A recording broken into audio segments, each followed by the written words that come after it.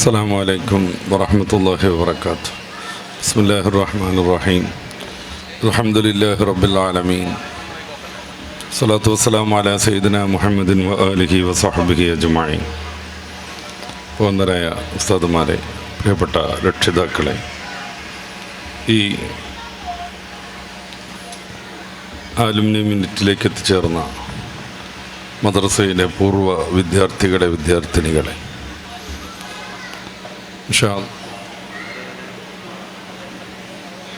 ഇൻഷാ അല്ലാഹ്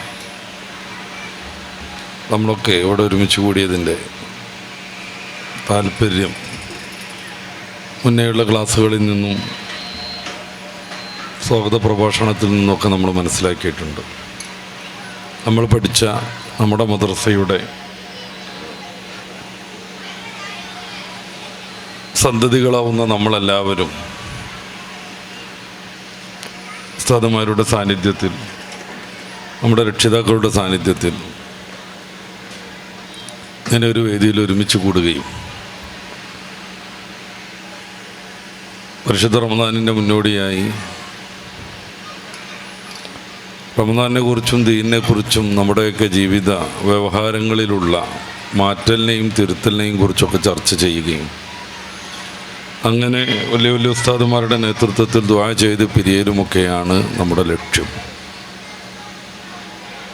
അല്ലാഹു ഇതൊരു മഹത്തായ സംരംഭമായി നമ്മിൽ നിന്ന് ഖബൂലാക്കുമാറാവട്ടെ. ആമീൻ. എന്താണ് ഈ മദ്രസ പ്രസ്ഥാനത്തിൻ്റെ ഒരു പ്രത്യേകത? ലോകത്ത് എവിടെയും ഇല്ലാത്ത വിധം വ്യവസ്ഥാപിതമായി പരിശുദ്ധ ദീനിൻ്റെ കാര്യങ്ങൾ പഠിക്കാനും ഉൾക്കൊള്ളാനും അതനുസരിച്ച് ജീവിതത്തെ ക്രമീകരിക്കാനും പറ്റിയ ഒരിടമാണ് മദ്രസ. നമ്മുടെ കേരള പശ്ചാത്തലത്തിൽ തന്നെ നമ്മൾ ആലോചിച്ചാൽ മറ്റൊരു ആദർശ സമൂഹത്തിനും ഇല്ലാത്ത വിധം വ്യവസ്ഥാപിതമാണ് നമ്മുടെ മദ്രസ രീതി.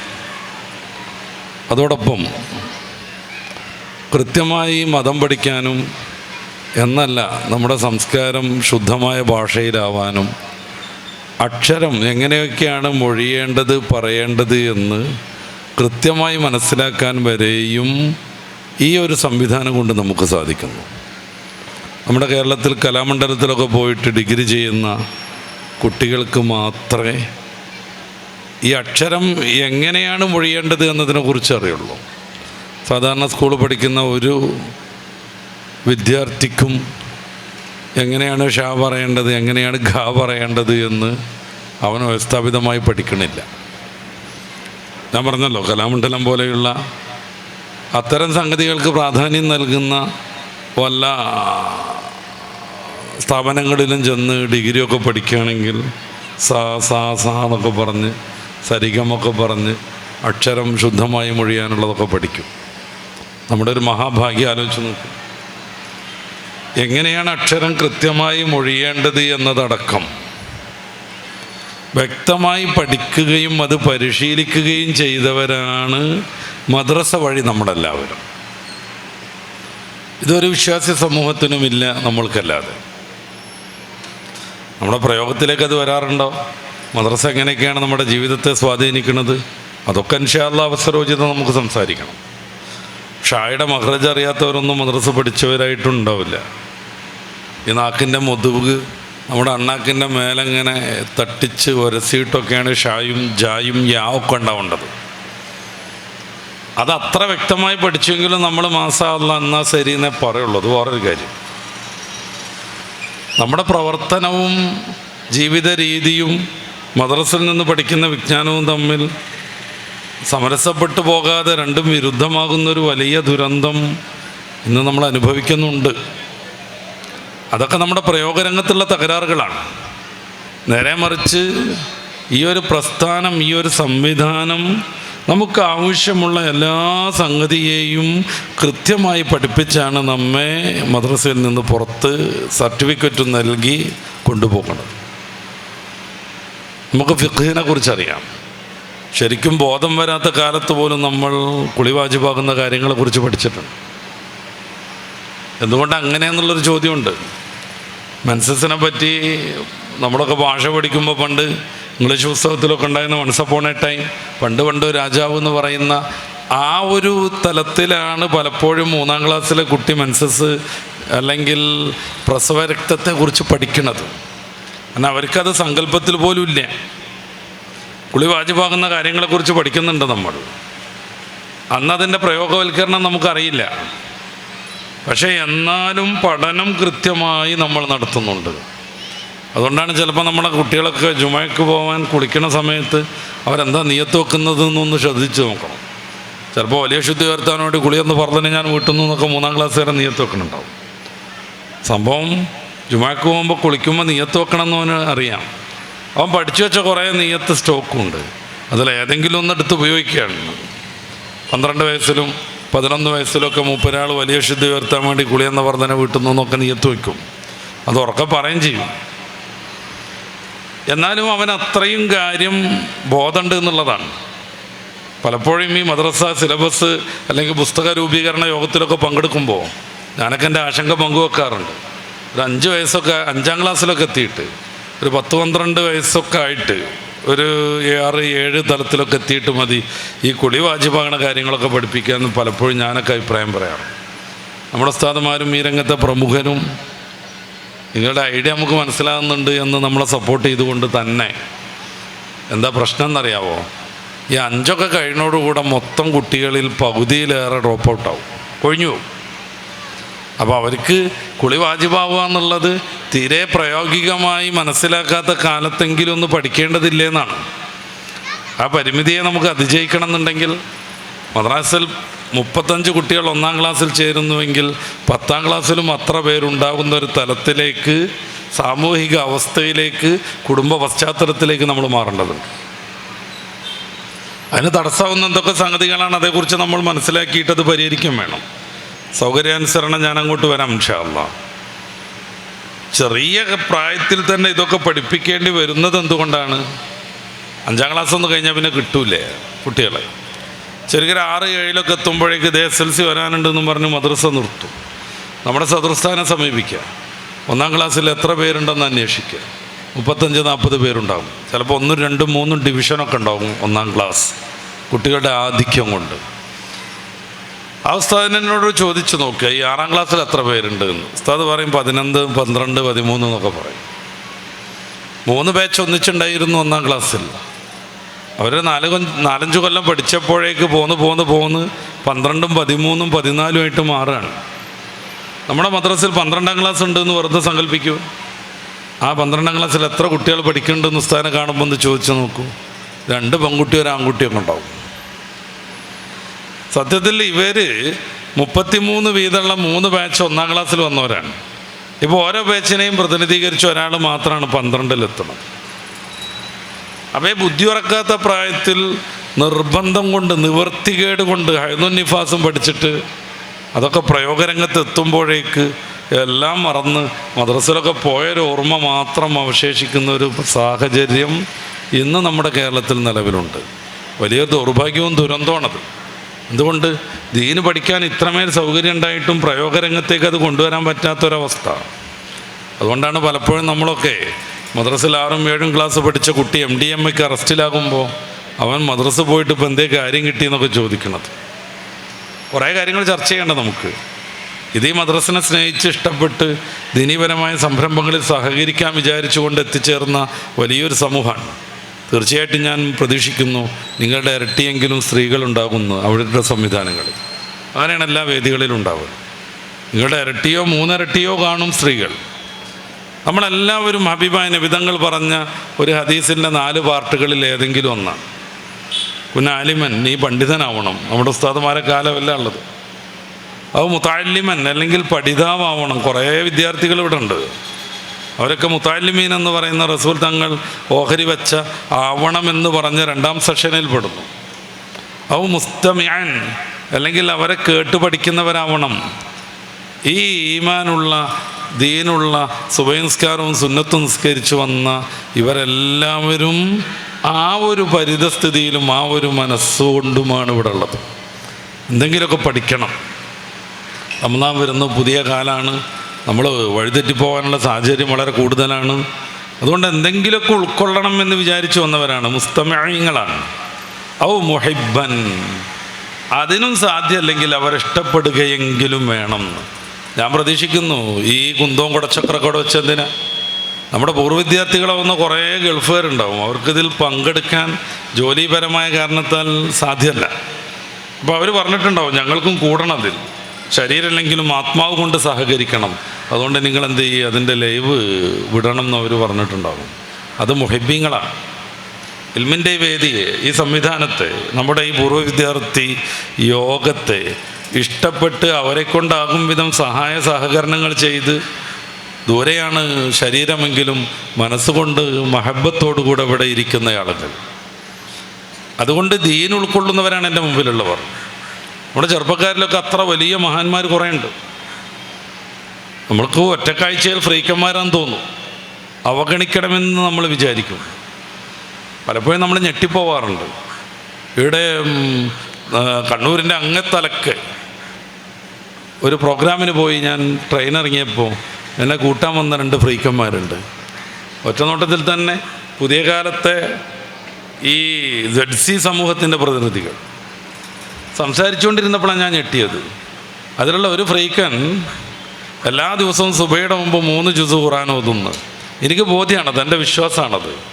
അവസാനം പറ്റിച്ച് കാണുമെന്ന് നമ്മളെ സ്വഭാവത്തിലേക്ക് കമ്പയർ ചെയ്തിട്ട് ആരും വിചാരിക്കരുത്. 3 ജുസ് ദിവസം അവൻ ഖുർആൻ ഓതുന്നു.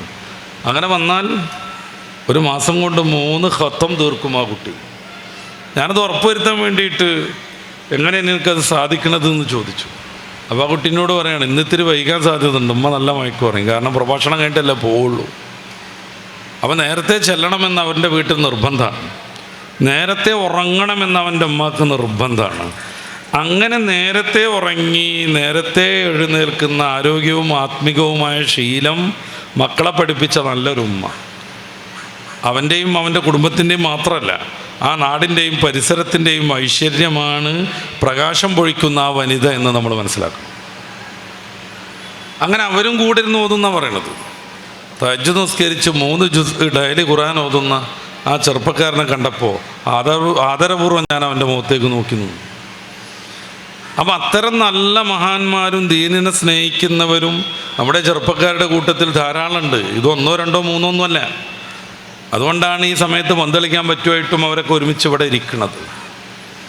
അവരവിടെ തടഞ്ഞു നിർത്താൻ മറ്റ് പ്രകോപനങ്ങൾക്കൊന്നും സാധ്യമല്ല. അവർ പോകണമെന്ന് വിചാരിച്ചാൽ പോയിരിക്കും, പക്ഷെ അവർ പോണില്ല. എന്തുകൊണ്ട്? ഇത് അവരുടെ ആത്മാവിൻ്റെയും ആത്മീയതയുടെയും പരലോകത്തിൻ്റെയും കാര്യമാണെന്ന് അവർ മനസ്സിലാക്കും. അപ്പോൾ ഈ സമൂഹത്തെ ഇനിയും ചേർത്ത് നിർത്താനും കേവലം മദ്രസ ഇറങ്ങിപ്പോകുന്നതോടുകൂടെ മദ്രസയായിട്ടും ഇൽമുമായിട്ടുള്ള ബന്ധം തീർന്നു എന്ന് തീരുമാനിക്കാതെ മദ്രസിൻ്റെ ഓരോ വിപ്ലവത്തിലും അവരോട് ഒന്നിച്ച് ചേരാനും നമ്മൾ പൂർവ്വ വിദ്യാർത്ഥികളും ഇവിടെയുള്ള രക്ഷിതാക്കളും ഉസ്താദുമാരും നടത്തുന്ന ഈ ഒരു സംരംഭം ചെറിയൊരു സംഗതിയല്ല എന്ന് ഞാൻ പിന്നെയും ഓർമ്മപ്പെടുത്തുക. നമ്മളിന്ന് സഞ്ചരിച്ചുകൊണ്ടിരിക്കുന്ന കേരളത്തിൻ്റെ ഈ സാമൂഹിക പശ്ചാത്തലത്തെക്കുറിച്ചൊന്ന് ആലോചിച്ച് നോക്കുക. 11 ടൈപ്പ് മയക്കുമരുന്നുകൾ വ്യാപകമാണെന്ന് കേരളത്തിൽ. അത് LP തലം മുതൽ PG തലം വരെ എല്ലാവർക്കും ലഭ്യമാണ്, സുലഭമാണ്.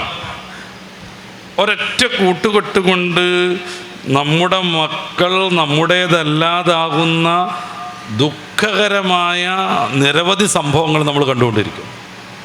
ഒരൊറ്റ കൂട്ടുകെട്ടുമുണ്ട്. ഞാൻ നേരിട്ടിടപെട്ട് ഒരു പരിധിവരെ ജയിക്കുകയും എന്നാൽ വലിയൊരു ശതമാനം തോക്കുകയും ചെയ്തൊരു കേസിനെ പറ്റി പറയാം. കോയമ്പത്തൂർ ഭാഗത്ത് ഡിഗ്രിക്ക് പഠിക്കുന്ന ഒരു ചെറുപ്പക്കാരൻ, അവനും അവൻ്റെ സുഹൃത്തുക്കളും ചേർന്ന് 5 പേർ ഒരു ക്രിസ്ത്യാനി ചേച്ചിയുടെ വീട്ടിൽ പെയിങ് ഗസ്റ്റുകളായിട്ടാണ് താമസിക്കുന്നത്. ഗസ്റ്റ് എന്ന് പറഞ്ഞാൽ അതിഥിയെന്ന് നമുക്കറിയാം, പക്ഷേ ഇത് പൈസ കൊടുക്കണം. അതിഥി ചോറൊക്കെ അവിടെ നിന്ന് കിട്ടും, താമസിക്കുകയും ചെയ്യാം, പക്ഷേ മാസം പൈസ കൊടുക്കണം. ഒരു ദിവസം ദൂരയാത്ര കഴിഞ്ഞിട്ട് ഈ ചെറുക്കൻ വന്നിട്ട് അവൻ ഉറക്കിട്ടണില്ല.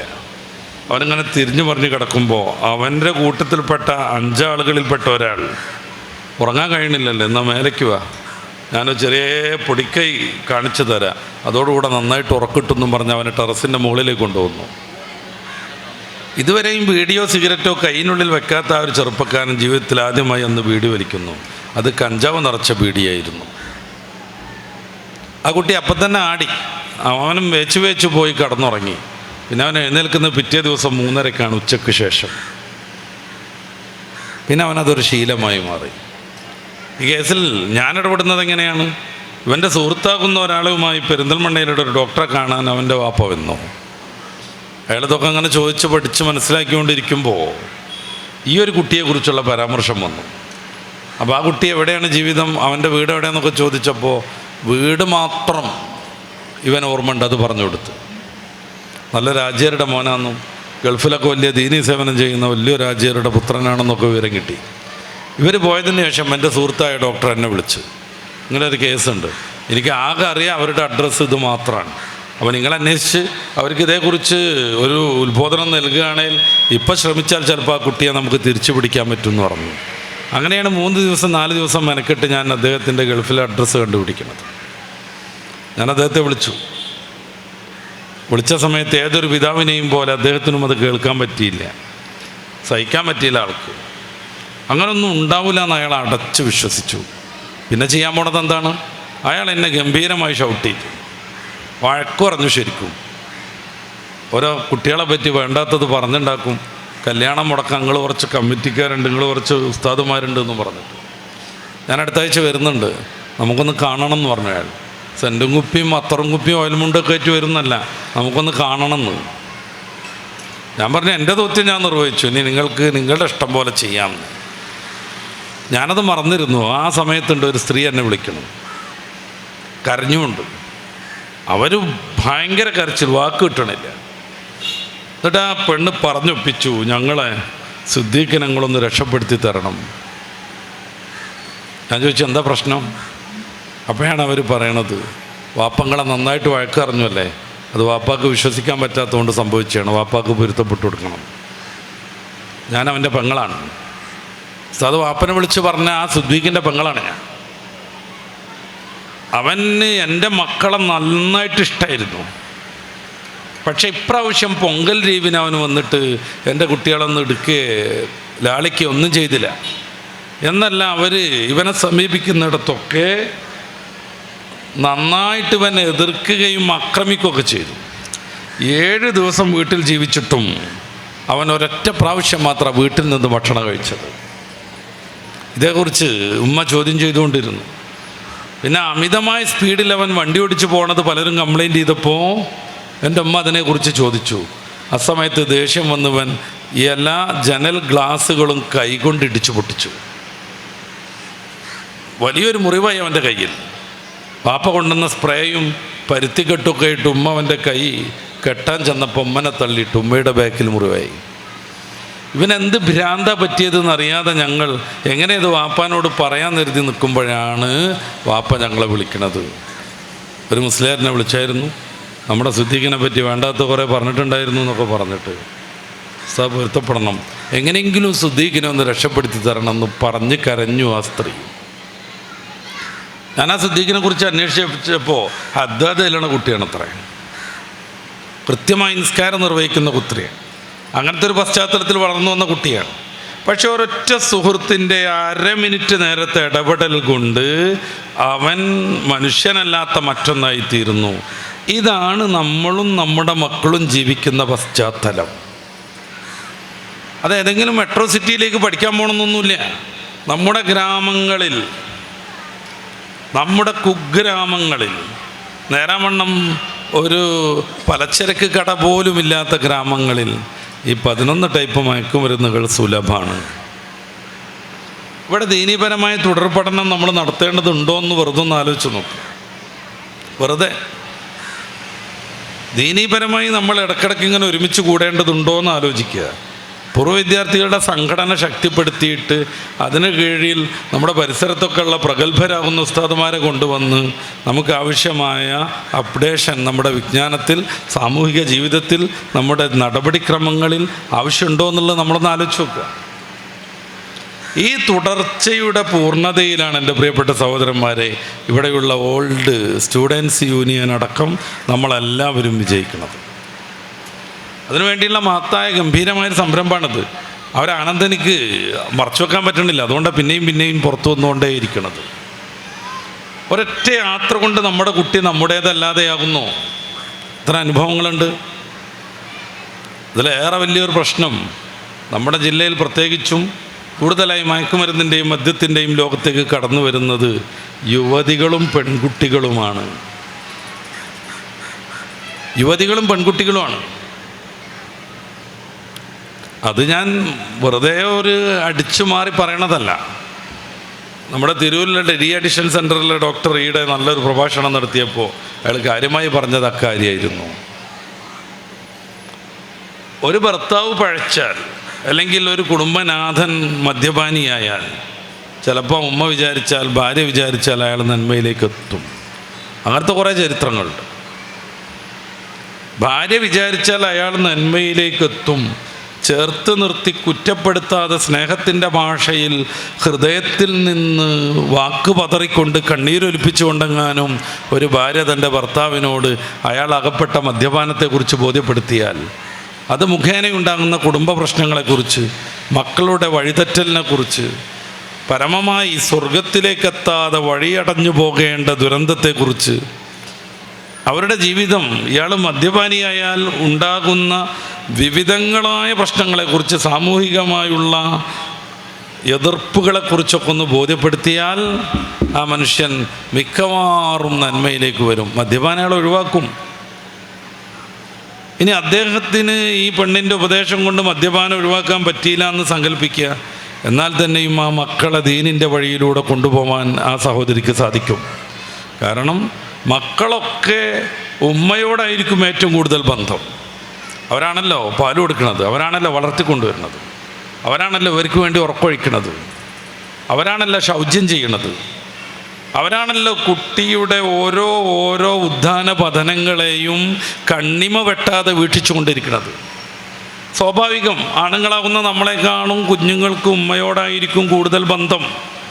ആ ഒരു ബന്ധം ഉപയോഗപ്പെടുത്തി തൻ്റെ മക്കളെ ദീനിലൂടെ കൊണ്ടു നടക്കാൻ വാപ്പ മദ്യപാനിയാണെങ്കിലും ആ സഹോദരിക്ക് സാധിച്ചെന്ന് വരും.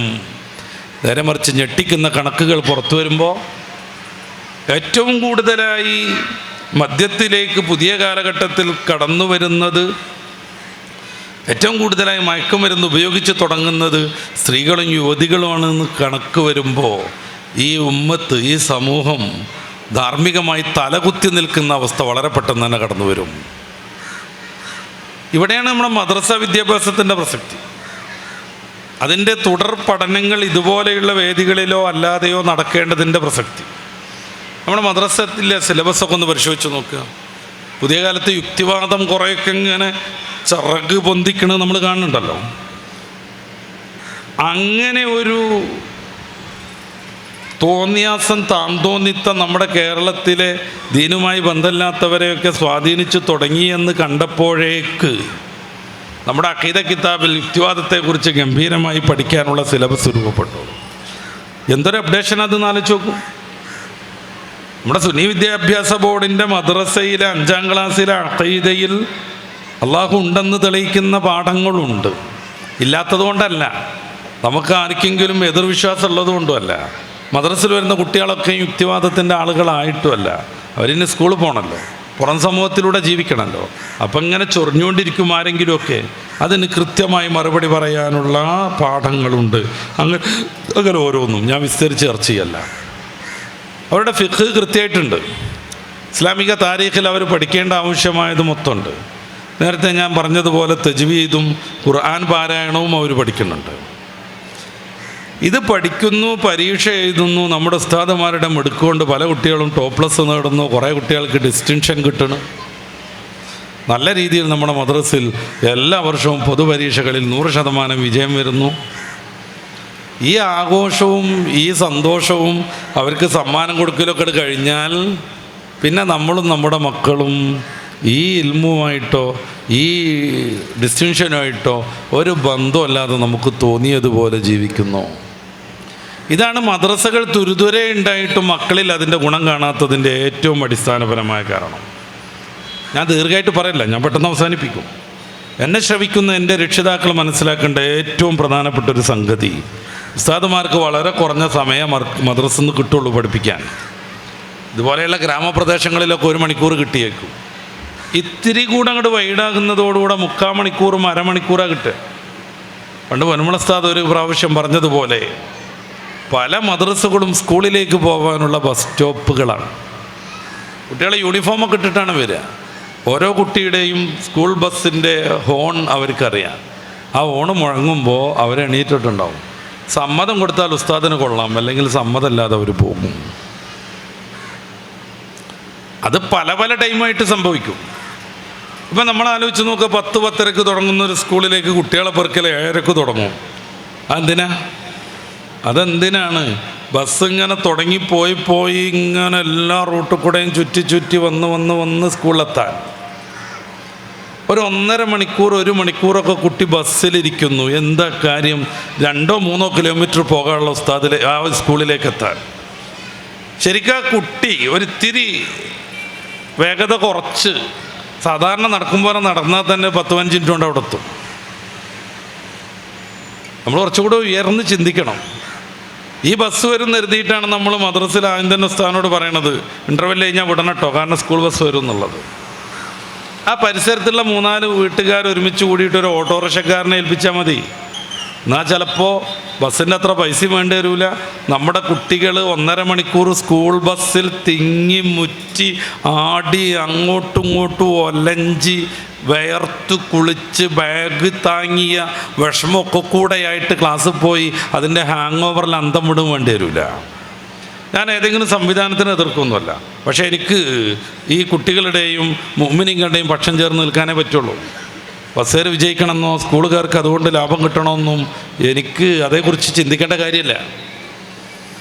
മിക്കവാറും സ്കൂളുകളുടെയൊക്കെ ഏറ്റവും പ്രധാനപ്പെട്ട ഒരു തലവേദനയാണ് ഈ ബസ് എന്നുള്ളത്. അതും കൂടി നിങ്ങൾ മനസ്സിലാക്കണം. അവർക്ക് വല്ലാതൊന്നും അതുകൊണ്ട് കിട്ടുമൊന്നുമില്ല. അതിങ്ങോട്ട് റെഡിയായി കൊണ്ടുവരിക എന്ന് പറഞ്ഞു കഴിഞ്ഞാൽ വലിയ പാടാണ്. അപ്പോൾ അവരാകെ ചുറ്റി ആ മഹലിൽ മൊത്തം സഞ്ചരിച്ച് അടുത്ത മഹലിൽ കൂടെയൊക്കെ ആയിട്ട് ബസ് വരുമ്പോഴേക്ക് 1.5 മണിക്കൂർ കുട്ടി രാവിലെ അതികഠിനമായ രീതിയിൽ ബുദ്ധിമുട്ടുന്നു. അപ്പോൾ ഇതിന് വേണ്ടിയാണ് നമ്മൾ ഇൻ്റർവെല്ലാകുമ്പോഴേക്കും മദ്രസയിൽ നിന്ന് കുട്ടീനെ വിടാൻ പറയണത്. നേരെ മറിച്ച് ഞാൻ നേരത്തെ പറഞ്ഞതുപോലെയുള്ള എന്തെങ്കിലും സംവിധാനങ്ങൾ നമ്മൾ ഏർപ്പെടുത്തുകയാണെങ്കിൽ അതിന് മെച്ചങ്ങൾ കുറേ ഉണ്ട്. ഏറ്റവും പ്രധാനം മദ്രസ വിടുവോളം മദ്രസ പഠിക്കാൻ പറ്റും എന്നുള്ളതാണ്. 6 മണിക്ക് തുടങ്ങിയ ഒരു മദ്രസ 7-7:30 ആകുമ്പോഴേക്ക് വിട്ടു എന്ന് സങ്കല്പിക്കുക. പിന്നെയും 1 മണിക്കൂർ 2 മണിക്കൂറൊക്കെ ഹോംവർക്ക് ചെയ്തിട്ട് പോയാൽ മതി കുട്ടി. 10 മണിക്ക് തുടങ്ങുന്ന മദ്രസിന് 7:30 ബസ് കയറണമെന്നില്ല. ഞാനൊക്കെ എൻ്റെ വീട്ടിൽ നിന്ന് 7:30 ബസ് കയറിയിട്ടുണ്ടെങ്കിൽ ഞാനൊരു 8:30-9 മണിയാകുമ്പോഴേക്ക് കോഴിക്കോട് എൻ്റെ ഓഫീസിലെത്തും. 10 മണിയാകുമ്പോഴത്തേന് മർക്കസിലെത്തും. എന്നിട്ടാണ് നമ്മുടെ മക്കൾ 2.5 കിലോമീറ്ററുള്ള ഡിസ്റ്റൻസ് ഓടിത്തീരാൻ വേണ്ടിയിട്ട് 1.5 മണിക്കൂർ ചിലവഴിക്കുന്നത്. അപ്പം മദ്രസ മുഴുവൻ തുടരാൻ പറ്റുന്നുള്ളതാണ് അതിൻ്റെ ഏറ്റവും വലിയ ബെനിഫിറ്റ്. രണ്ടാമതായി ഞാൻ നേരത്തെ പറഞ്ഞതുപോലെയുള്ള യാത്രയുടെ സാഹസങ്ങൾ, വലിയ ലോഡും പുറത്തു തൂക്കിയിട്ട് അങ്ങോട്ടുന്തി ഇങ്ങോട്ടുന്തി ആടി ബുദ്ധിമുട്ടി കാല് കഴിച്ച് പിന്നെ അവർ സ്കൂളിലെത്തിക്കഴിഞ്ഞാൽ 1-2 പീരീഡിൽ ഈ ഒരു ഹാങ് ഓവറായിരിക്കും. ഫ്രീ ആയിട്ട് അവരുടെ മനസ്സ് ശ്രദ്ധിക്കൂല. പിന്നെ ഇതിലുണ്ടാകുന്ന ധാർമ്മികമായ പ്രശ്നങ്ങൾ, ആണും പെണ്ണും കുട്ടികളൊക്കെ ഒന്നിച്ചൊരുമിച്ചാണ് കയറുക.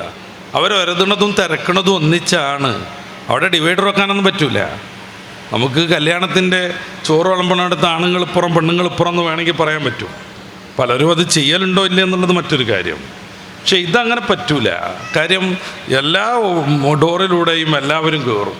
എന്നാൽ ആൺകുട്ടികളായിരിക്കും ചിലപ്പോൾ അവിടെ ഈ ക്ലീനറായിട്ട് പെണ്ണിനെ കയറ്റണതൊക്കെ. കയറുമെന്നും പറഞ്ഞിട്ട് അവൻ കയറ്റി വെക്കും. ഇത് ചെറിയ ഒരസലിൽ തുടങ്ങിയിട്ട് ഒരിക്കലും വിട്ടുമാറാൻ പറ്റാത്ത, കുടുംബത്തിന് സഹിക്കാൻ പറ്റാത്ത മറ്റ് ചില ബന്ധങ്ങളിലേക്കെത്തും. ഇതിലൊക്കെ ഈ രംഗത്ത് പ്രവർത്തിക്കുന്ന ഒരാൾ എന്നതുകൊണ്ട് ഇന്നലെ 2 കേസ് അതുപോലത്തെ എൻ്റെ അടുത്ത് വന്നിട്ടുണ്ട്. നമുക്ക് എങ്ങനെയെങ്കിലുമൊക്കെ പറഞ്ഞിട്ട് നമുക്ക് ഈ ബന്ധം ഒഴിവാക്കാമെന്ന് പറഞ്ഞപ്പോൾ ഒരു പെൺകുട്ടി പറഞ്ഞെന്താ അറിയോ, ഞാൻ 1.5 മാസം ഗർഭിണിയാണ്, ഇനി എങ്ങനെ ഒഴിവാക്കാമെന്നാണ്. ആരായി കാമുകൻ? ക്ലാസ്മേറ്റ്സ്. ഇവളേക്കാൾ 6 മാസം കുറവുള്ളൊരു ചെക്കൻ. ഇത് ഏതോ ഒരു അപൂർവ സംഭവം മുംബൈയിലോ ഏതോ മെട്രോ സിറ്റിയിൽ നടന്നൊരു സംഗതി എന്നൊന്നും ആരും മനസ്സിലാക്കരുത്. അടുക്കളയിലുണ്ടോ എന്നുള്ളത് ആലോചിച്ചാൽ മതി. അതാണ് ഈ കാലം. എന്നിട്ടാണ് നമ്മൾ ലാവിഷായിട്ട് നടക്കുന്നത് എന്ന്. കുട്ടികളെ നമ്മൾ 5 കൊല്ലം മദ്രസയിൽ വിട്ടില്ലേ, ഇനി ഓലായി ഓല പാടായി എന്ന് പറഞ്ഞിട്ട് നമ്മൾ അലസ ജീവിതം തിരഞ്ഞെടുക്കണത്. വേറെ കേസിലൊരു വാപ്പന്നെ വിളിച്ചു, 6 കൊല്ലം മുന്നുണ്ടായിരുന്നു ഉസ്താദെ ഓൻ അങ്ങനെ ഒരു പ്രശ്നം. എന്നിട്ട് ഞങ്ങളത് മോൻ പറഞ്ഞു ഇനി അങ്ങനത്തെ പ്രശ്നങ്ങളൊന്നും ഉണ്ടാവില്ല, അതുകൊണ്ട് നമ്മൾ ആരെയും അറിയിച്ചൊന്നുമില്ല. ഇപ്പല്ലേ പ്രശ്നം, അവൻ്റെ പെങ്ങൾ ഈടെ അവൻ്റെ ഫോൺ എടുത്തു നോക്കിയപ്പോൾ കലശലായ ചാറ്റിങ്ങാണ്. അവൻ നേരിട്ട് ഞാൻ ചോദിച്ചു, അവളല്ലാതെ ജീവിക്കാൻ എനിക്ക് ആവശ്യമില്ല എന്നവൻ പറഞ്ഞു. അത് നമുക്കൊരു നിലക്ക് യോജിക്കാത്തൊരു കെട്ടവസ്ഥ, എന്തേലും ചെയ്തു തരണം എന്ന് പറഞ്ഞിട്ട്. അവരുടെ നാട്ടിൽ ഖത്തീബുണ്ടായിരുന്നു, അവരുടെ നാട്ടിൽ മദ്രസ ഉസ്താദുമാരുണ്ടായിരുന്നു, അവനെ പഠിപ്പിച്ച സദർ ഉസ്താദ് ഉണ്ടായിരുന്നു. ഈ ബന്ധം തുടങ്ങി 6 വർഷത്തിൻ്റെ മുന്നേ ആൾക്കൊന്ന് ബന്ധപ്പെടായിരുന്നു അയാളോട്, അല്ലെങ്കിൽ കുറച്ചുകൂടെയൊക്കെ അയാൾക്ക് വിശ്വാസം തോന്നുന്ന വല്ല കൗൺസിലറേയും ബന്ധപ്പെടായിരുന്നു, കൗൺസിലിംഗ് നടത്തിക്കായിരുന്നു, സൈക്കാട്രിസ്റ്റിനെ ബന്ധപ്പെടായിരുന്നു. എല്ലാം കഴിഞ്ഞ് 6 കൊല്ലം മൂത്ത് ക്യാൻസറിൻ്റെ 5ാം സ്റ്റേജ് കഴിഞ്ഞതിൻ്റെ ശേഷം എന്തെങ്കിലും കാട്ടണം എന്ന് പറയുമ്പോൾ, അപ്പോൾ സ്കൂളിൽ ബസ്സിൽ ഒന്നിച്ചു കുത്തി കയറുമ്പോൾ ഉണ്ടാകുന്ന ധാർമ്മികമായ പ്രശ്നങ്ങൾ ഇതൊക്കെ നമ്മളൊന്ന് മനസ്സിലാക്കണ്ടേ. നമ്മളൊരു 4 വീട്ടുകാർ ചേർന്നിട്ട് ഒരു പഴയ ഓട്ടോറിക്ഷക്കാരനെ ഏർപ്പെടുത്തിയിട്ടുണ്ടെങ്കിൽ ഇതൊന്നുമില്ലാത്ത കാര്യം നടക്കും. ശനിയാഴ്ച ഞായറാഴ്ചയും പൈസ കൊടുക്കണ്ട, ലീവിന് പൈസ കൊടുക്കണ്ട. മദ്രസ് കൃത്യമായി നടക്കുകയും ചെയ്യും. നമ്മൾ ഞെട്ടിക്കണം അതിന് തന്നെ സ്ഥാനം. പിന്നെ ഓളോ ആ സ്കൂളിലാണ് പഠിക്കണത്. എന്താ ആ സ്കൂളിൻ്റെ പ്രത്യേകത? മലയാളം മീഡിയത്തിൽ പഠിച്ചിട്ടല്ലായിരുന്നോ KM കുറുപ്പ് കാലിക്കറ്റ് യൂണിവേഴ്സിറ്റിയുടെ 27 കൊല്ലത്തെ വൈസ് ചാൻസലറായത്? JPJ Abdul Kalam, the missile man of India, ഇന്ത്യയുടെ മിസൈൽ മാൻ. ആൾ പഠിച്ചത് നമ്മളൊക്കെ പറയണ മാതിരി എന്തോ ഒരു സെൻറ്റ് തേരാസാസ സ്കൂളിലാണോ?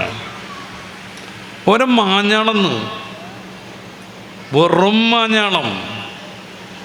ഞാനീ പ്രസംഗിക്കിൻ്റെ അടുത്തുള്ളൊരു വിദ്യാർത്ഥിയെ എനിക്കറിയാം. സാധാ ഗവൺമെൻറ് സ്കൂളിൽ പഠിച്ചിട്ട് ഇപ്പോൾ അമേരിക്കയിൽ സ്പേസ് മായി ബന്ധപ്പെട്ട വിഷയത്തിൽ PhD കഴിഞ്ഞിട്ട് അവരുടെ പ്രത്യേക ഫെല്ലോ ആയിട്ട് അവിടെ ജീവിക്കുന്ന ഒരു കുട്ടീനെ എനിക്കറിയാം. നീളം കുപ്പായാണ് ഇടുക, കരയില്ലാത്ത വെള്ളത്തുണിയാണ് എടുക്കുക, നൂറാനിമാരെ പോലെ മനോഹരമായി തലയിൽ കെട്ടിയിട്ടാണ് ആ സയൻറ്റിസ്റ്റ് നടക്കുക. എങ്ങനെ അവനത് സാധിക്കണത്? നമ്മളീ പറയുന്നത് പോലെ 6 മണിക്ക് തന്നെ വരണമെന്ന് ചട്ടം കെട്ടിയ സ്കൂളിലാണോ പഠിച്ചത്? എന്നിട്ട് അവിടുത്തെ നിയമങ്ങളൊക്കെ പാലിക്കണം. ഫെസ്റ്റിവലിന് കുട്ടി വന്നിരിക്കണം, കുട്ടി കുച്ചിപ്പുടി നടത്തിയിരിക്കണം, ടീച്ചർമാർ പറയുന്ന എല്ലാ ആഘോഷ പരിപാടിയിലും പങ്കെടുത്തിരിക്കണം, തിരുവാതിരക്കളി കളിക്കണം. മതസൗഹാർദ്ദത്തിനൊക്കെ നല്ല മാനുണ്ട് കേരളത്തിൽ, ആവശ്യമാണ് എന്ന് കരുതി മറ്റൊരുത്തൻ്റെ ആചാരങ്ങളൊക്കെ ചെയ്തിരിക്കണം. ക്രിസ്തുമസ് ആഘോഷത്തിൽ പങ്കെടുക്കണം. നല്ല തടിച്ചു വയറൊക്കെ ഉള്ള കുട്ടിയെ നോക്കിയിട്ട് ക്രിസ്തുമസ് അപ്പൂപ്പനാക്കും. കുട്ടി സഹകരിച്ചിരിക്കണം. പുൽക്കൂട് വെക്കാൻ വേണ്ടി വീട്ടിൽ നിന്ന് സാധന സാമഗ്രികൾ കൊണ്ടുവരണം. എന്നിട്ട് പുൽക്കൂടിൽ വെച്ച് ഉണ്ണിയേശുവിനെ വെച്ചിട്ട് ഉണ്ണിയേശുവിൻ്റെ മഹത്വം തെക്കിൽ നിന്ന് വന്നൊരു ക്രിസ്ത്യാനി ടീച്ചർ പഠിപ്പിക്കണം. നമ്മുടെ കുട്ടിയുടെ ഇളം മനസ്സിൽ സ്ഥാനം പിടിക്കണം. ഇതെങ്ങനെ കണ്ടൊരു വിദ്യാഭ്യാസ രീതി? വേണമെങ്കിൽ വന്നാൽ മതി എന്ന് അവർ പറയണമെങ്കിൽ ഇറങ്ങിപ്പോരാനുള്ള തൻ്റെ ഇടം വേണം. അതില്ലാതെ മദ്രസ മുടക്കുക. കാരണം എന്താ? ഓല് പറഞ്ഞിരിക്കണ 7 മണിക്ക് തന്നെ അവിടെ എത്തണം എന്ന്. ഇങ്ങനെ വരുമ്പോൾ വളഞ്ഞുകൊണ്ടിരിക്കും. അമ്മനെ തല്ലി 5 വാരിയല്ല് പൊട്ടിച്ചൊരു 30-കാരിയെക്കുറിച്ച് നമ്മൾ കഴിഞ്ഞ ആഴ്ച പേപ്പറിൽ വായിച്ചിട്ടുണ്ട്. ചോദിക്കുകയാണ് അമ്മനോട്, എൻ്റെ ഫേസ് ക്രീം എവിടെയെന്ന്. സാധു അമ്മ തൊഴിലുറപ്പിന് പോണൊരു വൃദ്ധയാണ്. അവർക്ക് എന്തിന് ഫെയർ ലവ്ലി, അവർക്ക് എന്തിന് ദാത്തി ഫ്രൈസ്നസ് സ്കീം. പാവം, ഞാൻ എടുത്തിട്ടില്ലാന്ന് പറഞ്ഞു. ഒരൊറ്റ അടിയാണ് അവൾ മുഖടച്ചിട്ട്. പിന്നെ ഇടവും വലവും മാറി മാറി അടിച്ചു, തൊഴിച്ചു. അമ്മ വീണു. വീണെടുത്ത് വെച്ച് ചവിട്ടി ഉരുട്ടി. എന്നിട്ടും മനുഷ്യൻ തീരാതെ കമ്പിപ്പാര കൊണ്ടുവന്ന് ആഞ്ഞടിച്ചു. ആ അമ്മയുടെ 5 വാരിയല്ലുകൾ പൊട്ടി. കരച്ചിൽ കേട്ട് നാട്ടുകാരാണ് രക്ഷപ്പെടുത്തുന്നത്. വിദ്യാഭ്യാസമല്ലേ മോൾക്ക്? PG കഴിഞ്ഞിട്ടുണ്ട്, എല്ലാ വിദ്യാഭ്യാസവും നേടിയിട്ടുണ്ട്. പക്ഷേ എൻ്റെ അമ്മയെ എങ്ങനെ മാനിക്കണം എന്ന് ഈ വിദ്യാഭ്യാസത്തിനിടയ്ക്ക് നമ്മൾ പഠിപ്പിച്ചില്ല. നമ്മുടെ സിലബസ് പഠിപ്പിച്ചില്ല, നമ്മുടെ പാഠപുസ്തകങ്ങൾ പഠിപ്പിച്ചില്ല. സയൻസിൻ്റെ അങ്ങേ തല നമുക്ക് പഠിക്കാൻ പറ്റും. പക്ഷേ ക്വാണ്ടം ഫിസിക്സ് പഠിക്കണതിൻ്റെ ഇടയിൽ എന്താ അമ്മനെ മാനിക്കണേറ്റുള്ള ബന്ധം? ഈ കുട്ടികൾക്കൊന്നും വിദ്യാഭ്യാസത്തിനല്ല കുറവുള്ളത്. ഈ കഴിഞ്ഞ ആഴ്ചകളിൽ ഒരു 3 വീഡിയോ നമ്മൾ കണ്ടില്ലേ? അവരെക്കാൾ പ്രായം കുറഞ്ഞ കുട്ടിയെ പിടിച്ചു കൊണ്ടുവന്ന് മൂന്ന് പശ്ചാത്തലത്തിൽ, ഒന്ന് തെക്ക് ഭാഗത്തൊരു ബസ് സ്റ്റാൻഡിൻ്റെ അടുത്തുള്ള ഒഴിഞ്ഞ കെട്ടിടത്തിൽ, ഒന്ന് ശരിക്കും കാട് പോലെ തോന്നുന്ന ഒരു പ്രദേശത്ത് വെച്ച്, ഒന്നൊരു റോട്ടിൽ വെച്ച് തന്നേക്കാൾ പ്രായം കുറഞ്ഞ കൂട്ടുകാരനാവുന്ന കുട്ടിയെ എന്തോ ഒരു പ്രലോഭനം കൊണ്ട് പിടിച്ചു കൊണ്ടുവന്ന് 6-7 പേർ ചേർന്ന് നമുക്ക് വർണ്ണിക്കാൻ ഭാഷ തികയാത്ത വിധം ക്രൂരമായി പീഡിപ്പിക്കുക. ആ ഒരു ചെറിയ കുട്ടിയെ കുനിച്ചു നിർത്തി 4 പേർ മുട്ടുമടക്കിയിട്ട് പുറത്ത് ആഞ്ഞിടിക്കുന്നതിന് നമ്മൾ എന്താ പറയേണ്ടത്? അതേ സമയത്ത് തന്നെ കാലിൻ്റെ മുട്ടുമടക്കിയിട്ട് വയറിന് ആഞ്ഞിടിക്കണതിനെ കുറിച്ച്, ഷൂ ഇട്ട കാലുകൊണ്ട് മുഖത്ത് ചവിട്ടി ഞെരക്കണതിനെ കുറിച്ച് നമുക്ക് കാണാൻ കഴിയില്ലത്. കാരണം നമുക്കുണ്ട് മക്കളൊക്കെ, നമ്മൾ മക്കളെ കാണുന്നുണ്ട്, സ്നേഹിക്കുന്നുണ്ട്, ഇഷ്ടപ്പെടുന്നവരുണ്ട്. നമുക്ക് കാണാൻ കഴിയില്ല. ഞെരക്കാണ് കഴുത്ത് പിടിച്ചിട്ട് കാലുകൊണ്ട്. ഇത്ര വണ്ണുള്ള വടി കൊണ്ട് പുറത്തടിക്കണു, കാലിനടിക്കണു, മുഖത്തടിക്കുന്നു, വടി കൊണ്ട് മുഖത്തടിക്കുക. ഏട്ടാ ഞാൻ നിങ്ങളെ വിശ്വസിച്ചല്ല പോകുന്നത് എന്ന് ആ കുട്ടി പറഞ്ഞ് കരയുന്നു. പക്ഷെ പോത്തിൻ്റെ മനസ്സിൽ ഈ വേദാന്തൊന്നും കയറൂല. ഈ കുട്ടികൾ പഠിക്കണവരല്ലേ? ആണ്. നമ്മൾ ഭൗതികമായ വിദ്യാഭ്യാസം കൊടുക്കണില്ലേ? ധാരാളം. എങ്ങനെയെങ്കിലും ഒന്ന് മോൻ ഡോക്ടറാവണമെന്ന് കരുതിയിട്ട് നമ്മൾ കടവും കള്ളിയും വാങ്ങിയില്ലേ? വീട് പണയപ്പെടുത്തിയില്ലേ? SSLC എന്ന് പറഞ്ഞൊരു കഥയുണ്ട്, ഷിഹാബുദ്ദീൻ പൊയ്ത്തും കടവിൽ. ആ കഥ ഒരു കുഞ്ഞു കഥയാണ്, കൊച്ചു കഥ. എൻ്റെ പ്രമേയം എന്താണ്? ഒരു വാപ്പാൻ്റെ ആത്മകഥം. നമുക്കന്ന് ഡോക്ടറാവാനും പഠിക്കാനൊന്നും പറ്റിയില്ല. കാര്യം പൈസ അല്ലായിരുന്നു എൻ്റെ അപ്പാൻ്റെ കയ്യിൽ. ഇപ്പം ഞാൻ ബിസിനസ്സൊക്കെ നടത്തിയിട്ട് കോടികൾ സ്റ്റോക്കുണ്ട്. മോനെങ്കിലും ഒന്ന് ഡോക്ടറാക്കണം എന്ന് കരുതുമ്പോൾ SSLC ഒന്ന് ജയിച്ച് കിട്ടണ്ടേ. ഇത് 4ാം തവണയാണ് എന്ന് പറയുന്ന ഒരു കഥ. 4ാം തവണയായിട്ട് SSLC പാസ്സാകാത്തവന് വരെ ഡോക്ടറാക്കണം എന്നും പറഞ്ഞിട്ട് മാങ്ങ ഞെക്കുകയാണ് നമ്മൾ പഴിക്കാൻ വേണ്ടിയിട്ട്. ഡ്രൈവിംഗ് ലൈസൻസ് എടുക്കാൻ പോയപ്പോൾ SSLC ബുക്ക് വേണമെന്ന് പറഞ്ഞപ്പോൾ ഏത് കൊല്ലത്തെയും ചോദിച്ചവരും എടുക്കുന്നുണ്ട്. അവൻ്റെ കയ്യിൽ 3-4 കൊല്ലത്തെ SSLC ബുക്ക് സ്റ്റോക്ക് ഉണ്ട്. ഇവനും ഡോക്ടറാവണമെന്നാണ് വാപ്പൻ്റെ പൂതി. അപ്പോൾ ഡോക്ടറാവാനുള്ളൊരു പ്രതിസന്ധി എന്താ ഉള്ളത്? മദ്രസ തന്നെ. അല്ലോ, അതുകൊണ്ട് 6ാം ക്ലാസ്സിലൊക്കെ എത്തിയ SSLC വരുന്നുണ്ട് എന്ന് പറഞ്ഞ് മദ്രസ നിർത്തും. അങ്ങനെയാണ് 35 കുട്ടികൾ 1ാം ക്ലാസ്സിൽ അഡ്മിഷൻ നേടുമ്പോൾ 6ലേക്ക് എത്തുമ്പോഴത്തേന് അത് 11, 12, 7, 8 ആവണത്. 10ലേക്ക് എത്തുമ്പോഴത്തേന് 4, 5 ആവണത്. 12ലേക്ക് എത്തുമ്പോൾ 1, 1.5 ആവണത്. ഇനി ഇതിൻ്റെ മറുവശം നമ്മളൊന്ന് ആലോചിച്ച് നോക്കുക. SSLC വരുന്നു എന്നും പറഞ്ഞ് 4 കൊല്ലം മുന്നേ 6ാം ക്ലാസ്സിൽ നിന്ന് മദ്രസ നിർത്തിയ കുട്ടി 24 മണിക്കൂർ SSLCക്ക് വേണ്ടി പ്രിപ്പയർ ചെയ്യണം. SSLCയിലെത്തിയാൽ ഹിന്ദി വായിക്കാൻ അറിയില്ലെന്ന്. അത്ര വലിയ മഹാന്മാരാണ് ഇതൊക്കെ. IT-യിൽ A+ കിട്ടിയിരിക്കും. ഈ ഭാഷാ വിഷയങ്ങളിൽ എന്തായാലും A+ കിട്ടിയിരിക്കും. കാര്യം അത് A+ കിട്ടൽ അവരുടെ മാത്രം ആവശ്യമല്ല, ആ ഭാഷ കൈകാര്യം ചെയ്യുന്ന അധ്യാപകരുടെ കൂടെ ആവശ്യമാണ്. 3 ഡിവിഷനിലായിട്ട് 30 കുട്ടികളില്ലെങ്കിൽ ഉറുദു എടുത്തും സംസ്കൃതം എടുത്തും അങ്ങനെ ഒരു 3-4-5 A+ ഒക്കെ കിട്ടിയിട്ടുണ്ടാവും. ഒന്ന് IT-യിൽ, മറ്റൊന്ന് അറബിയിൽ, ഒന്ന് മലയാളത്തിൽ, മറ്റൊന്ന് ഹിന്ദിയിൽ. 4 A+ കിട്ടണം. അതുകൊണ്ട് അവന് സയൻസ് വേണമെന്ന് പറഞ്ഞ് ദേവ കോളേജിലേക്ക് ഇങ്ങനെ വരും. ഒന്നു 4 A+ ഉണ്ട്. അപ്പം അങ്ങനെ വിജൃംഭിതനാണ് 4 A+ലേ. കഴിഞ്ഞു IT പരീക്ഷ. എന്തോ ഒരു ഉഗാണ്ടെന്നും പറഞ്ഞ് നടന്നിരുന്ന കുട്ടികളൊക്കെ ഈ മൈക്രോസോഫ്റ്റ് പറ്റൂല, അതുകൊണ്ട് അതുണ്ടോ എന്ന് ചോദിച്ചുകൊണ്ട് നടന്നിരുന്ന കുട്ടികളൊക്കെ. എന്നിട്ട് 4 A+ ഉണ്ട്, അതുകൊണ്ട് അവന് സയൻസ് വേണമെന്ന് പറഞ്ഞിട്ടാണ് രക്ഷിതാവ് വരിക. മോഹങ്ങളാണ്. നമ്മൾ പറയാറുണ്ടല്ലോ, ഈ സങ്കല്പ ലോകത്ത് അർദ്ധരാജ്യം വേണ്ടാന്ന്. കുറേ സങ്കല്പിക്കാമല്ലോ. ഡോക്ടറാവണതും PG പഠിക്കണതും പിന്നെ ഒരു സൂപ്പർ സ്പെഷ്യാലിറ്റി നേടുന്നതും കേരളത്തിലെ പ്രസിദ്ധനായ ഓങ്കോളജിസ്റ്റ് ആവണതൊക്കെ സങ്കല്പിക്കാം. ഈ കുട്ടി SSLCയിലെത്തുമ്പോൾ ഹിന്ദി കൂട്ടിയെഴുതാനും വായിക്കാനും അറിയില്ലെന്ന്.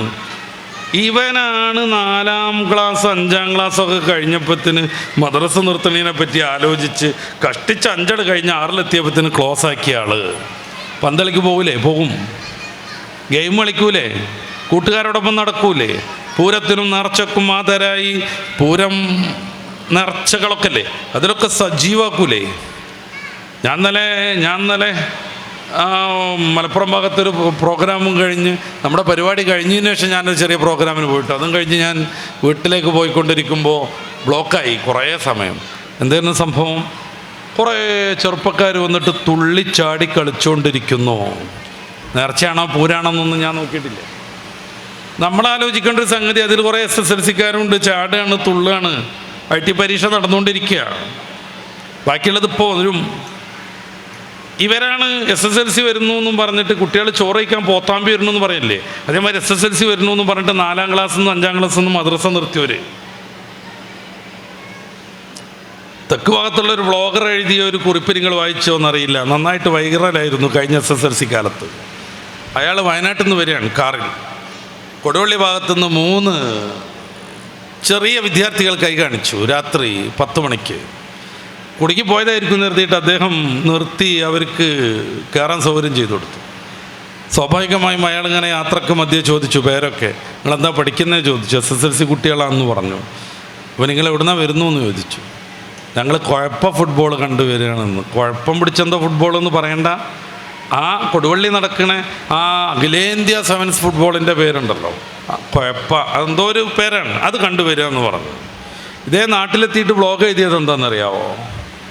ഞങ്ങളെ നാട്ടിലുള്ള രക്ഷിതാക്കളൊക്കെ ജോലിയുള്ളവർ ജോലി ലീവെടുത്ത് SSLC കുട്ടികളെ പഠിപ്പിക്കുന്ന സമയത്താണ് മലബാറിലെ കുട്ടികൾ രാത്രി 10 മണിക്ക് കുഴപ്പ ഫുട്ബോളും കണ്ടിട്ട് വഴി മധ്യേ ഏതെങ്കിലും ഒരാളുടെ ലിഫ്റ്റ് കിട്ടുമെന്നും കരുതി കണ്ട കാറിനൊക്കെ കൈയാട്ടി നിൽക്കണത് എന്നാണ്. ഇവനാണ് 6ാം ക്ലാസ്സിൽ നിന്ന് മദ്രസ നിർത്തിയത്. എന്തേ SSLC വരുന്നുണ്ട്. SSLC അറിയണ ഭീകര സാധനം. പടിവാതിലെത്തുമ്പോൾ ഫുട്ബോൾ കാണാൻ പോകുന്നവരാണ് മനസ്സോപ്പിട്ട് പനസോപ്പിട്ട് SSLC വരുന്നുണ്ടെന്നും പറഞ്ഞിട്ട് മദ്രസ നിർത്തിയത്. ഇതിന് നമുക്കൊന്നൊരു ഉത്തരവാദിത്വ ബോധമൊന്നും വേണ്ടേ? ഈ പൂർവ്വ വിദ്യാർത്ഥികൾ ശ്രദ്ധിക്കണ്ടേ അവരുടെ അനുജന്മാരെ കുറിച്ച്? SSLC കാലത്തൊക്കെ മദ്രസയിൽ ഉസ്താദുമാർ വളരെ കുറഞ്ഞ വിഷയങ്ങളെ പഠിപ്പിക്കുള്ളൂ.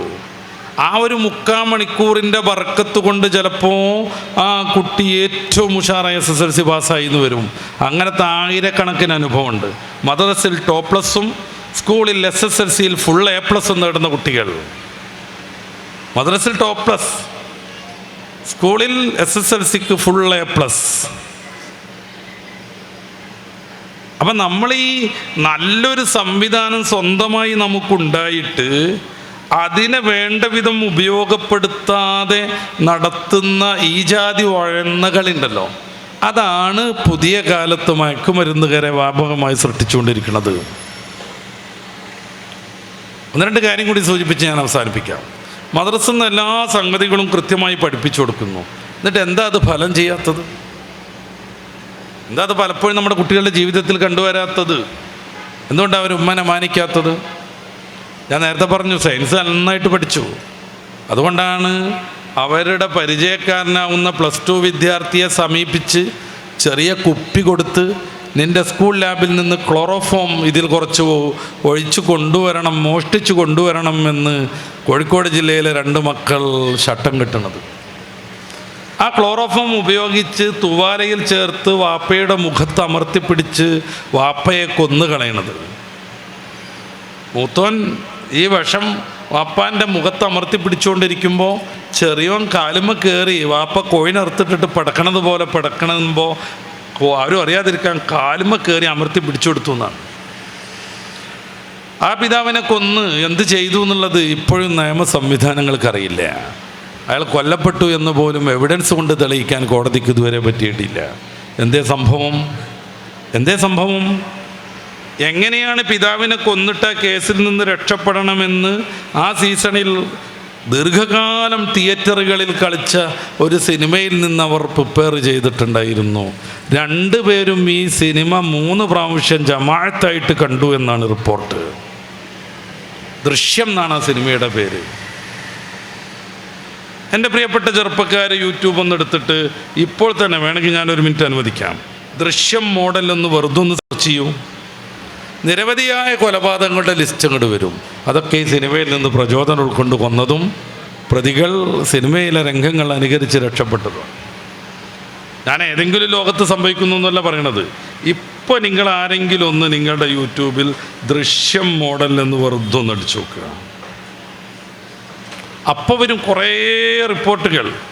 എന്താ ദൃശ്യം മോഡൽ ഞാൻ എഴുതാൻ ശ്രമിച്ചപ്പോഴേക്ക് ദൃശ്യം മോഡൽ കൊലപാതകം എന്നാണ് വരുന്നത്. നിങ്ങൾ കാണൂലെന്ന് എനിക്കറിയാം, കുറച്ച് ദൂരമല്ലേ. ഈ കാണുന്ന റിപ്പോർട്ടുകളെല്ലാം ദൃശ്യം മോഡൽ കൊലപാതകത്തിൻ്റേതാണ്.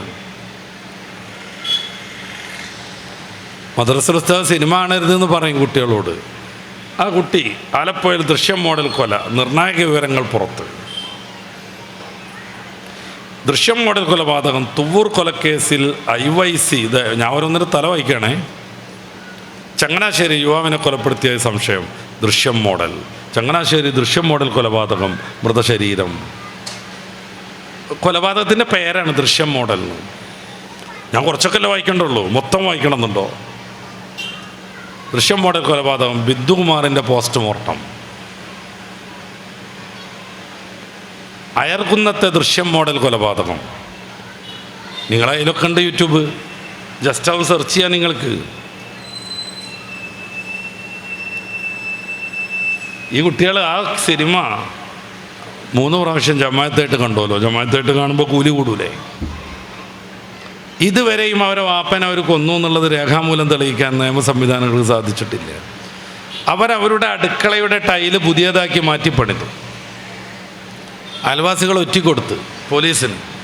നമുക്ക് മനസ്സിലാണ്ട് ദേ ഓരോരോ അടുക്കളയിലാണ് വാപ്പനെ കുഴിച്ചിട്ടിട്ടുള്ളത്, അവരതിൻ്റെ ടൈലൊക്കെ മാറ്റിയിരിക്കണമെന്ന് പറഞ്ഞിട്ട് പോലീസ് ആവേശഭരിതരായി വന്ന് ഏകദേശം പാറത്തോളവിൽ കുഴിച്ചു. ഒരു കോഴിക്കാലും കൂടിയും കിട്ടിയില്ല. പോലീസിനെ പറ്റിച്ചതായിരുന്നു. ഏറ്റവും ഒടുവിൽ അങ്ങനെ കണ്ടോല്ലോ ആ സിനിമയിൽ.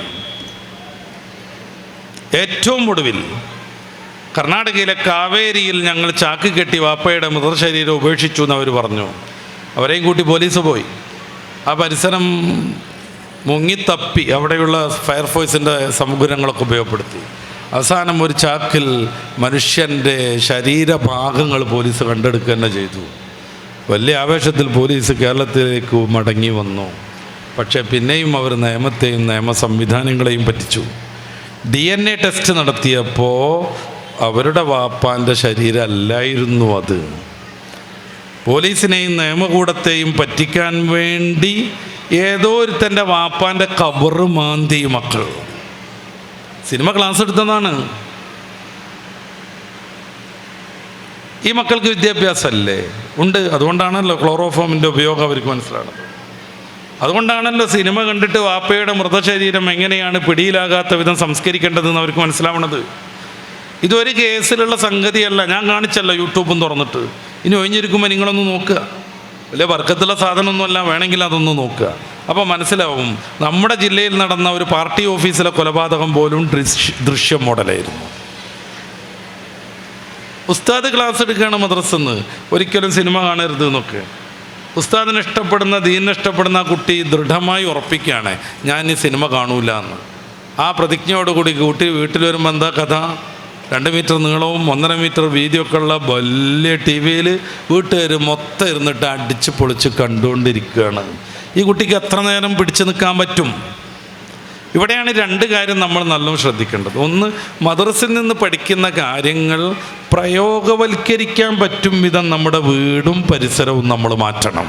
അത് രക്ഷിതാക്കളാവുന്ന നമ്മളാണ് ചെയ്യേണ്ടത്, പൂർവ്വ വിദ്യാർത്ഥികളാവുന്ന നിങ്ങളാണ് ചെയ്യേണ്ടത്. കാരണം നിങ്ങൾക്കൊക്കെ മക്കളുണ്ടായി തുടങ്ങിയിട്ടുണ്ട്. പൂർവ്വ വിദ്യാർത്ഥികൾ എന്നൊക്കെ പറഞ്ഞു കഴിഞ്ഞാൽ മക്കൾ മദ്രസയിൽ പഠിക്കുന്ന പൂർവ്വ വിദ്യാർത്ഥികളാണ് ഇതിൽ കുറേയേറെ ആളുകൾ. ഒന്ന്, മദ്രസയിൽ നിന്ന് പഠിക്കുന്ന കാര്യങ്ങൾ പ്രയോഗവൽക്കരിക്കാൻ പറ്റും വിധം നമ്മുടെ വീടകം മാറിയിരിക്കണം. ഇത് വെറുതെ പറയല്ല, മാറ്റിയിരിക്കണം. അങ്ങനെ വരുമ്പോൾ കുറേ സംഗതികൾ നമ്മൾ ശ്രദ്ധിക്കണം. രാവിലെ ഇത്തിരി ഖുർആൻ ഓതിപ്പിക്കണം, മദ്രസ നിർത്തിയ കുട്ടിയാണെങ്കിലും. നിസ്കാരത്തിൻ്റെ മുന്നേ ശേഷമൊക്കെയുള്ള സുന്നത്ത് നിർവഹിപ്പിക്കണം. അദബിൽ സംസാരിക്കാൻ പഠിപ്പിക്കണം. ടോയ്ലറ്റിലേക്ക് പോകുമ്പോൾ ഏത് കാലം മുന്നിൽ വെക്കുന്നു എന്ന് ശ്രദ്ധാപൂർവം രക്ഷിതാവ് ഉമ്മ പരിശോധിക്കണം. തല മറക്കുന്നുണ്ടോയെന്ന് നോക്കണം. ടോയ്ലറ്റിൽ നിന്ന് ഇറങ്ങുമ്പോൾ ഏത് കാലം മുന്നിൽ വെക്കണത്? നമ്മളിപ്പോൾ ടോയ്ലറ്റിലേക്ക് ഇടതുകാലം മുന്നിൽ വെക്കാതെ വലതുകാലം മുന്നിൽ വെച്ച് കയറിയാൽ നമ്മുടെ വിസർജനവും പരിപാടിയൊക്കെ നടക്കൂലേ? നടക്കും. ഒരു കാലം മുന്നിൽ വെക്കണ്ട, ഡോറ് തുറന്ന് റെഡി 1 2 3 എന്ന് പറഞ്ഞ് ക്ലോസറ്റിലേക്ക് എടുത്തിയാടിയാലോ? സംഗതി നടക്കും, പക്ഷെ നടക്കലല്ല. എങ്ങനെയെങ്കിലും അതാണ് നടക്കലല്ല. പിന്നെ മതം പറഞ്ഞതുപോലെ നടക്കണം. അതുകൊണ്ട് എന്താ ഗുണം? ഒരു ഗുണവും ദുന്യാവിലില്ല എന്ന് വെക്കുക. അതിൻ്റെ സയൻസൊന്നും ഞാൻ തൽക്കാലം വിശദീകരിക്കണില്ല. ഒരു സയൻസും ഒരു സാമൂഹ്യവും ഒരു ഇന്ത്യയും കണക്കൊന്നുമില്ല എന്ന് വെച്ചോളൂ.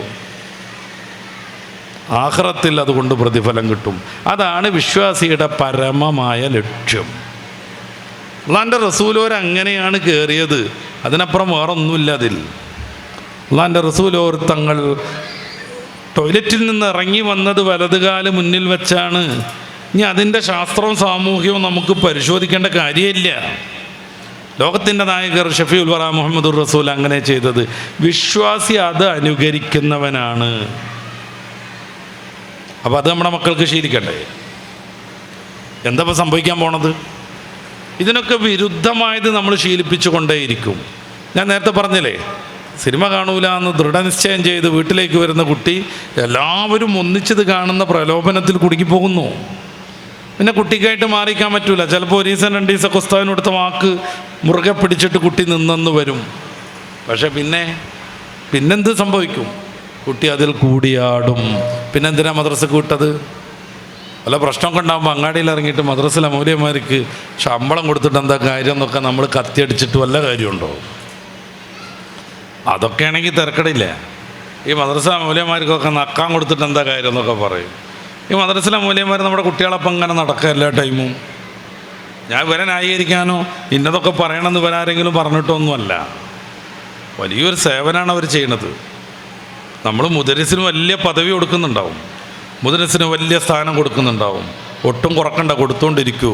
ഇൽമിൻ്റെ നമ്മുടെ നാട്ടിലെ ഏറ്റവും വലിയ പ്രതീകമാണ് അദ്ദേഹം. കിതാബ് തന്നെ കൂടുന്നയാൾ, നിരന്തരമായി വിജ്ഞാനവുമായി ബന്ധപ്പെടുന്ന ആൾ.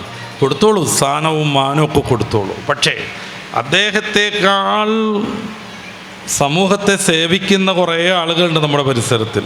അതാ മദ്രസ ഉസ്താദുമാർ. മുദരിസിൻ്റെ മുന്നിലേക്ക് എത്തുന്ന കുട്ടിക്ക് നിസ്കരിക്കാനറിയാം, നോമ്പെടുക്കാനറിയാം, ഇസ്ലാമിൻ്റെ വിശ്വാസകാര്യങ്ങൾ അടിസ്ഥാനപരമായി പഠിച്ചിട്ടുണ്ട്, താരീഖ് അറിയാം, അറബി വായിക്കാനറിയാം, ഖുർആൻ ഓതാനറിയാം. അതുകൊണ്ടാണ് മുദരിസ് ആദ്യം തന്നെ ഫാല എന്നും പറഞ്ഞ് വലിയ കിതാബ് തുടങ്ങുന്നത്. നേരെ വെച്ച് മദ്രസക്ക് വരുന്ന കുട്ടിയോ ഇപ്പോൾ പാൻ്റായതുകൊണ്ട് വലിയ കുഴപ്പമില്ല. പണ്ട് നമ്മളൊക്കെ പോകുമ്പോൾ ഒരു ചിരട് കെട്ടിയിട്ട് അതിമങ്ങനെ കെട്ടിത്തരലാണ് കള്ളിത്തുണി. അത് ബാക്കിൽ ഇത്തിരി കിനിഞ്ഞിറങ്ങിയാൽ അതൊന്നും മേലെ കയറ്റാനും കൂടി അറിയില്ല. അങ്ങനെ തൂങ്ങി അങ്ങാടി കൂടി അങ്ങനെ പോകും. ആ ദൃശ്യ ചാരുതൊക്കെ പലരുടെയും മനസ്സിലുണ്ടാവും. ഇപ്പോഴും മൂക്ക് വലിച്ചാൽ എന്താ ചെയ്യുക? ഒരൊറ്റ വലിയാണ് ഇവിടുന്ന് ഇതുവരെ ഇങ്ങോട്ട്. അപ്പം ഇങ്ങോട്ടൊരു ലൈനായിട്ടുണ്ടാവും. പിന്നെ അതിനെന്താ ചെയ്യുക? ഇവിടുന്ന് ഇങ്ങോട്ടും വലിക്കും. ഇങ്ങനെയാണ് കുട്ടി ഉണ്ടാവുക. ഈ കുട്ടിയെയാണ് സോപ്പടിച്ച് ഉമ്മയിൽ നിന്ന് ആദ്യമായി 2 മണിക്കൂർ വിട്ടു നിൽക്കുന്ന പരിഭ്രാന്തിയോടുകൂടെ കരഞ്ഞു കലങ്ങിയ കണ്ണുമായിട്ട് മദ്രസയിലേക്ക് വരുന്ന കുട്ടിയാണ് ഈ ഉസ്താദ് സോപ്പടിച്ച് അലിഫും ബാവും അബുൻ ഉമ്മും പഠിപ്പിച്ച് മുദരിസിൻ്റെ മുന്നിൽ ഫയലൊക്കെ ഇരിക്കാൻ പറ്റുന്ന യോഗ്യതയിലേക്ക് വളർത്തിയത്. അതുകൊണ്ട് തന്നെ ഈ കുട്ടി ഒരു ഫാത്തിഹ ഓതി നിസ്കരിച്ചാൽ മദ്രസ ഉസ്താദിന് കൂലി വരും. അപ്പോൾ ഏറ്റവും പ്രാധാന്യത്തോടുകൂടെ നമ്മൾ ചെയ്യേണ്ട ഒരു കാര്യമാണ് നമ്മുടെ കുട്ടികൾ മദ്രസയിൽ നിന്ന് പഠിക്കുന്ന കാര്യങ്ങൾ അവരുടെ ജീവിതത്തിലേക്ക് കൃത്യമായി അനുഷ്ഠിച്ച് ശീലിക്കാനുള്ള സംവിധാനം ഏർപ്പെടുത്തുക എന്നുള്ളത്. മദ്രസ ഉസ്താദുമാർ കഠിനമായി അധ്വാനിച്ചാണ് ഇതൊക്കെ പഠിപ്പിക്കുന്നത്. പോഷൻ തീരണം, അല്ലേ സദർ ഉസ്താദ് ചീത്ത പറയും. കുട്ടികളെ ഒരാൾ പോലും തോൽക്കാതിരിക്കണം. തോറ്റ കമ്മിറ്റിക്കാരൊന്നിച്ച് വന്നിട്ട് വഴക്ക് പറയും. അതിൻ്റെ ഇടയിൽ പാഠങ്ങൾ പഠിക്കണം, പരീക്ഷയിൽ ജയിക്കണം, നിസ്കാരം പഠിപ്പിക്കണം. നേരത്തെ ഞാൻ പറഞ്ഞതുപോലെ ഈ കൊല്ലിയിലൊക്കെ ഞെക്കി പിടിച്ചിട്ട് അയിനും ഓക്കെ പഠിപ്പിക്കണം.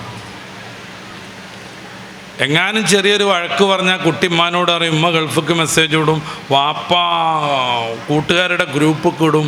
രാവിലെ ഉസ്താദ് വരുമ്പോഴേക്ക് മദ്രസ നിറച്ച ആൾക്കാരായിരിക്കും. പൂർവ്വ വിദ്യാർത്ഥി യോഗം വിളിച്ചാലോ രക്ഷിതാക്കളെ യോഗം വിളിച്ചാലോ 4-5 കാരണവന്മാരുണ്ടാകണതിന് പകരം എന്തോ ഒരു പ്രശ്ന ഉസ്താദ് ഉണ്ടാക്കിയിരിക്കണമെന്ന് പറഞ്ഞാൽ ഗ്രൂപ്പിലൊക്കെ പോയി ഉസ്താദും കുട്ടികളും വരുന്നതിൻ്റെ അടക്കം മദ്രസയിൽ നിറച്ച ആളായിരിക്കും. ഒരു മുഖറിയൊക്കെ സുബൈക്ക് വാങ്ങിക്കൊടുക്കണതിന് പകരം മൈക്കോണാക്കി അവിടെ കൂക്കിയ കഥ ഉണ്ട്. മുപ്പനാട്ട് കൂക്കി കൂന്നും പറഞ്ഞിട്ട് ഭയങ്കര കൂല്. പടച്ചറബെ 10 കഴിഞ്ഞില്ല പള്ളി നിറച്ച് ജനലിവിടെ. എന്താന്ന് മുക്കറിയാക്കാക്ക്, എന്താ മൂപ്പര സ്വഭാവം എന്നും പറഞ്ഞു. മൂപ്പര് പറഞ്ഞു കുഴപ്പമൊന്നുമില്ല, ഞാൻ വാങ്ങി കൊടുത്തിട്ട് നിങ്ങളാരും കേൾക്കണില്ല എന്ന് കരുതിയിട്ട് കേൾക്കണുണ്ടോ നോക്കാൻ വേണ്ടി ഞാൻ ചെയ്തതാണെന്ന് പറഞ്ഞു. അത് ശരി, ഇപ്പം എല്ലാവരും കേൾക്കുന്നുണ്ടല്ലേ. ഏതായാലും വന്ന സ്ഥിതിക്ക് കയറി നിസ്കരിക്കുകയെന്ന് പറഞ്ഞപ്പോൾ പകുതി ആൾ നിസ്കരിച്ചു എന്നാണ്. പകുതി ആൾ പിന്നെയും പോയി. അത് ശരി, എന്നാൽ പോയി ഒന്നും കൂടി ഉറങ്ങട്ടെ എന്ന് പറഞ്ഞിട്ട് പോയി എന്നുള്ളത്. അപ്പോഴേക്ക് ഗൾഫിക്ക് പോകും. ഈ പോക്സോ എന്നൊക്കെ പറയുന്നൊരു ഗംഭീരമായ നിയമമുണ്ട് നമ്മുടെ നാട്ടിൽ. കുട്ടികളെ സംരക്ഷിക്കാനാണെങ്കിൽ ആ തലത്തിൽ അത് ഖൈർ തന്നെയാണ്. പക്ഷെ വടിയെടുക്കാൻ പാടില്ല. ഉസ്താദോ രക്ഷിതാവിന് ഇപ്പം പറ്റും, പക്ഷേ ചെന്നൈ ഹൈക്കോടതിയിൽ ഒരു കേസ് കിടക്കുന്നുണ്ട്. അത് സക്സസ് ആയി കഴിഞ്ഞാൽ പിന്നെ നിങ്ങൾക്കും വടിയെടുക്കാൻ പറ്റില്ല, പുറത്ത് നിർത്താൻ പറ്റില്ല, വഴക്ക് പറയാൻ പറ്റില്ല, രൂക്ഷമായി 7 സെക്കൻഡ് നോക്കാൻ പോലും പറ്റില്ല. പിന്നെ +1 കുട്ടിയെ ക്ലാസ് റൂമിൽ എഴുന്നേൽപ്പിച്ച് നിർത്താൻ പാടില്ല. ഇതൊക്കെ 60 കൊല്ലം ജയിലിൽ കിടക്കേണ്ട ഭീകരമായ സബുൽ മുബിഖാത്താണ് ഇതൊക്കെ. അറിയാമെങ്കിൽ പിന്നെ കുട്ടീനോട് ചോദിച്ച് ഉസ്താദ് എൻ്റെ തോള് തൊട്ടിയുന്നില്ലേ എന്ന് ചോദിപ്പിക്കാൻ കുറേ ആൾക്കാർ. ഏതാണെങ്കിലും ഒരു കുട്ടി ആ ഉസ്താദിൻ്റെ തോള് പിടിച്ചിരുന്നു എന്ന് പറഞ്ഞ് കിട്ടിയാൽ, പണ്ട് ആൽക്കമിഡിസ് വെള്ളത്തിൽ നിന്ന് എണീറ്റ് മുണ്ടും കൂടി എടുക്കാതെ യുറീക്കാന്ന് പറഞ്ഞ് ഓടിയ പോലെ അപ്പോൾ ഓടിയോല് ആ സാധു ഉസ്താദ് ഇങ്ങനെ ചോറയിക്കണം എന്ന് കരുതി ഇരിക്കുമ്പോഴായിരിക്കും വാതിൽമ കൊട്ടുക. മറ്റേ ടീമൊക്കെ പാടെ വന്നിട്ട് പിടിച്ചുകൊണ്ടുപോവുക. പേപ്പറിൽ വലിയ ഫോട്ടോ വരും, മദ്രസ പീഡനം, ഉസ്താദ് അറസ്റ്റിൽ. എന്താ പീഡനം? മദ്രസയിലേക്ക് വൈകി വന്ന കുട്ടീനോട് എന്തിനാടാ ഈ പോകുന്നു എന്ന് ചോദിച്ചു മൂപ്പരാൾ. ബഹുമാനിക്കണമായിരുന്നു ഈ കുട്ടീനെ എന്നുള്ള കഥ മൂപ്പർക്ക് അറിയില്ല പാവം. ഇപ്പം ആ പഴയ ശൈലിയിൽ എന്തിനാടാ ഈ വൈകിയെന്ന് ചോദിച്ചു. മതി. ഈ നല്ല ഈ പച്ചക്കറി വളഞ്ഞു നിൽക്കുന്ന തോട്ടത്തിൽ കൂടിയൊക്കെ ആടിനെ കൊണ്ടുപോകും പോലെയാണ് ഉസ്താദ് മദ്രസ കൂടെ ഇങ്ങനെ ക്ലാസ് എടുക്കുന്നത്. ഇതിനിടയിൽ എന്തൊക്കെ പഠിപ്പിക്കണേ ഉസ്താദ്. ഇതെല്ലാം കഴിഞ്ഞിട്ട് നമ്മുടെ വീട്ടിൽ വന്ന് ഈ രാഷ്ട്രീയക്കാരൊക്കെ ഉണ്ടല്ലോ തെരഞ്ഞെടുപ്പിന് ഇങ്ങനെ സ്ലിപ്പ് എടുക്കാൻ വേണ്ടി ഇരിക്കുന്നത്. അതുപോലെ ഒരു മേശയും കസേരയൊക്കെ ഇട്ട് ടോയ്ലറ്റിൻ്റെ അടുത്ത് ഇരിക്കാൻ പറ്റും. ആരൊക്കെയാണ് വലതുകാല് മുന്നിൽ വെച്ച് പുറത്തിറങ്ങുന്നത്, ഇടതുകാല് മുന്നിൽ വെച്ച് കയറുന്നത് എന്നൊക്കെ നോക്കാം. പ്രായോഗികമല്ല. ഒരൊറ്റ കാര്യം ചെയ്യാൻ പറ്റുള്ളൂ, നമ്മളത് ശ്രദ്ധിച്ചിരിക്കണം. ബഹുമാന്യരാകുന്ന സമസ്ത പ്രസിഡന്റ് ഈ സുലൈമാൻ ഉസ്താദ്, അള്ളാഹു ആഫിയത്തുള്ള ദീർഘായുസ് കൊടുക്കട്ടെ, സുന്നി വയസ്സിൻ്റെ ആവശ്യാർത്ഥം ഒരു ഇൻ്റർവ്യൂ നടത്തുമ്പോൾ ഞാൻ ചോദിച്ചു 10 വരെയൊക്കെ മദ്രസ പഠിച്ചിട്ടും എന്താ കുട്ടികളിങ്ങനെ കുഴപ്പം പിടിച്ച് നടക്കുന്നത്. അപ്പോൾ ഉസ്താദിനോട് പറഞ്ഞാൽ മദ്രസ പഠിച്ചോണ്ടല്ല ഞങ്ങൾ പരീക്ഷ എഴുതി ജയിച്ചത് എന്നാണ്. ശരിയല്ലേ? മദ്രസ പഠിച്ചോണ്ട് ഒരു പരീക്ഷ എഴുതി ജയിച്ചത്. പിന്നെ അതാണ് മദ്രസ പഠനത്തിൻ്റെ ലക്ഷ്യമെന്ന് കുട്ടി മനസ്സിലാക്കി, രക്ഷിതാവ് മനസ്സിലാക്കി. അതുകൊണ്ട് കാര്യമില്ല. പിന്നെ എന്ത് വേണം? ഉസ്താദിൻ്റെ ഭാഷയിൽ തന്നെ പറഞ്ഞ പരിശുദ്ധമായ ദീൻ ഓൻ്റെ ഉള്ളിക്ക് ചെറുപ്പം മുതൽ കുത്തിക്കയറ്റാൻ കഴിയണം എന്നാണ്. ഇതിലെല്ലാം ഒതുങ്ങിയിട്ടുണ്ട്. നിങ്ങൾ സഹകരിക്കുകയാണെങ്കിൽ 4 മണിക്കൂർ ഞാൻ അതേക്കുറിച്ച് സംസാരിക്കാം. അതിലെല്ലാം ഒതുങ്ങിയിട്ടുണ്ട്. അങ്ങനെയാണല്ലോ വലിയ വലിയ ഉസ്താദന്മാർ വലിയ പ്രഭാഷണം നടത്തിയില്ല, കുഞ്ഞു കുഞ്ഞു വാക്കുകൊണ്ട് മഹാവിപ്ലവം തീർത്തു. വേറൊരു മോക്കെ ഉസ്താദ് അങ്ങനെ ഈ നാടിൻ്റെ ചിത്രം മാറ്റി വരച്ച ആളാണ്. വലിയ പ്രഭാഷണം ഉണ്ട് ഉസ്താദിൻ്റെ, ഇല്ലേ? കുട്ടികളൊക്കെ പാടെ വിളിച്ചു കൂട്ടിയിട്ട് ഗംഭീരമായി ഉപദേശം നൽകി അവരുടെ കണ്ണെന്ന് വെള്ളം ഒലിപ്പിച്ചോ? ഇല്ല, കുഞ്ഞു കുഞ്ഞു വാക്കുകൾ. അതുകൊണ്ട് ഒരു വലിയ സമൂഹത്തെ ധാർമ്മികതയുടെ വഴിയിലൂടെ മഹാനായ ഉസ്താദ് ഒരു നയിച്ചു പോയി. അല്ലാഹു ദറജ ഉയർത്തി കൊടുക്കട്ടെ. ചെറിയ പ്രായത്തിൽ തന്നെ അവരുടെ ഉള്ളിലേക്ക് ദീന് കുത്തിക്കയറ്റണം എന്ന്. നബി ആവണം നമ്മുടെ റോൾ മോഡൽ. തലമുടി എന്ത് ചെയ്യണമെന്ന് ബാർബർ ഷോപ്പിൽ പോയിരിക്കുമ്പോൾ അള്ളാൻ്റെ റസൂൽ അവരെങ്ങനെ ചെയ്തു എന്നുള്ളത് ഓർമ്മയിൽ വരണം നമ്മുടെ മക്കൾക്ക്. ഏത് ക്യാമ്പസിൽ അവർ എന്ത് പഠിക്കുകയാണെങ്കിലും, PG യോ PhD യോ എന്ത് പഠിക്കുകയാണെങ്കിലും, ഞാൻ നേരത്തെ പറഞ്ഞല്ലോ വേങ്ങരക്കാരനാവുന്ന കുട്ടിനെ കുറിച്ച്, അമേരിക്കയിൽ ആസ്ട്രോഫിസിക്സിൽ PhD കഴിഞ്ഞിട്ട് അതിൻ്റെ ബാക്കിയുള്ള ഗവേഷണത്തിലാണ് ആ കുട്ടി. അപ്പോഴും അവൻ്റെ സത്വബോധം സൂക്ഷിക്കുന്നുണ്ട്, ഒരു വക്ത് കളാക്കണില്ല.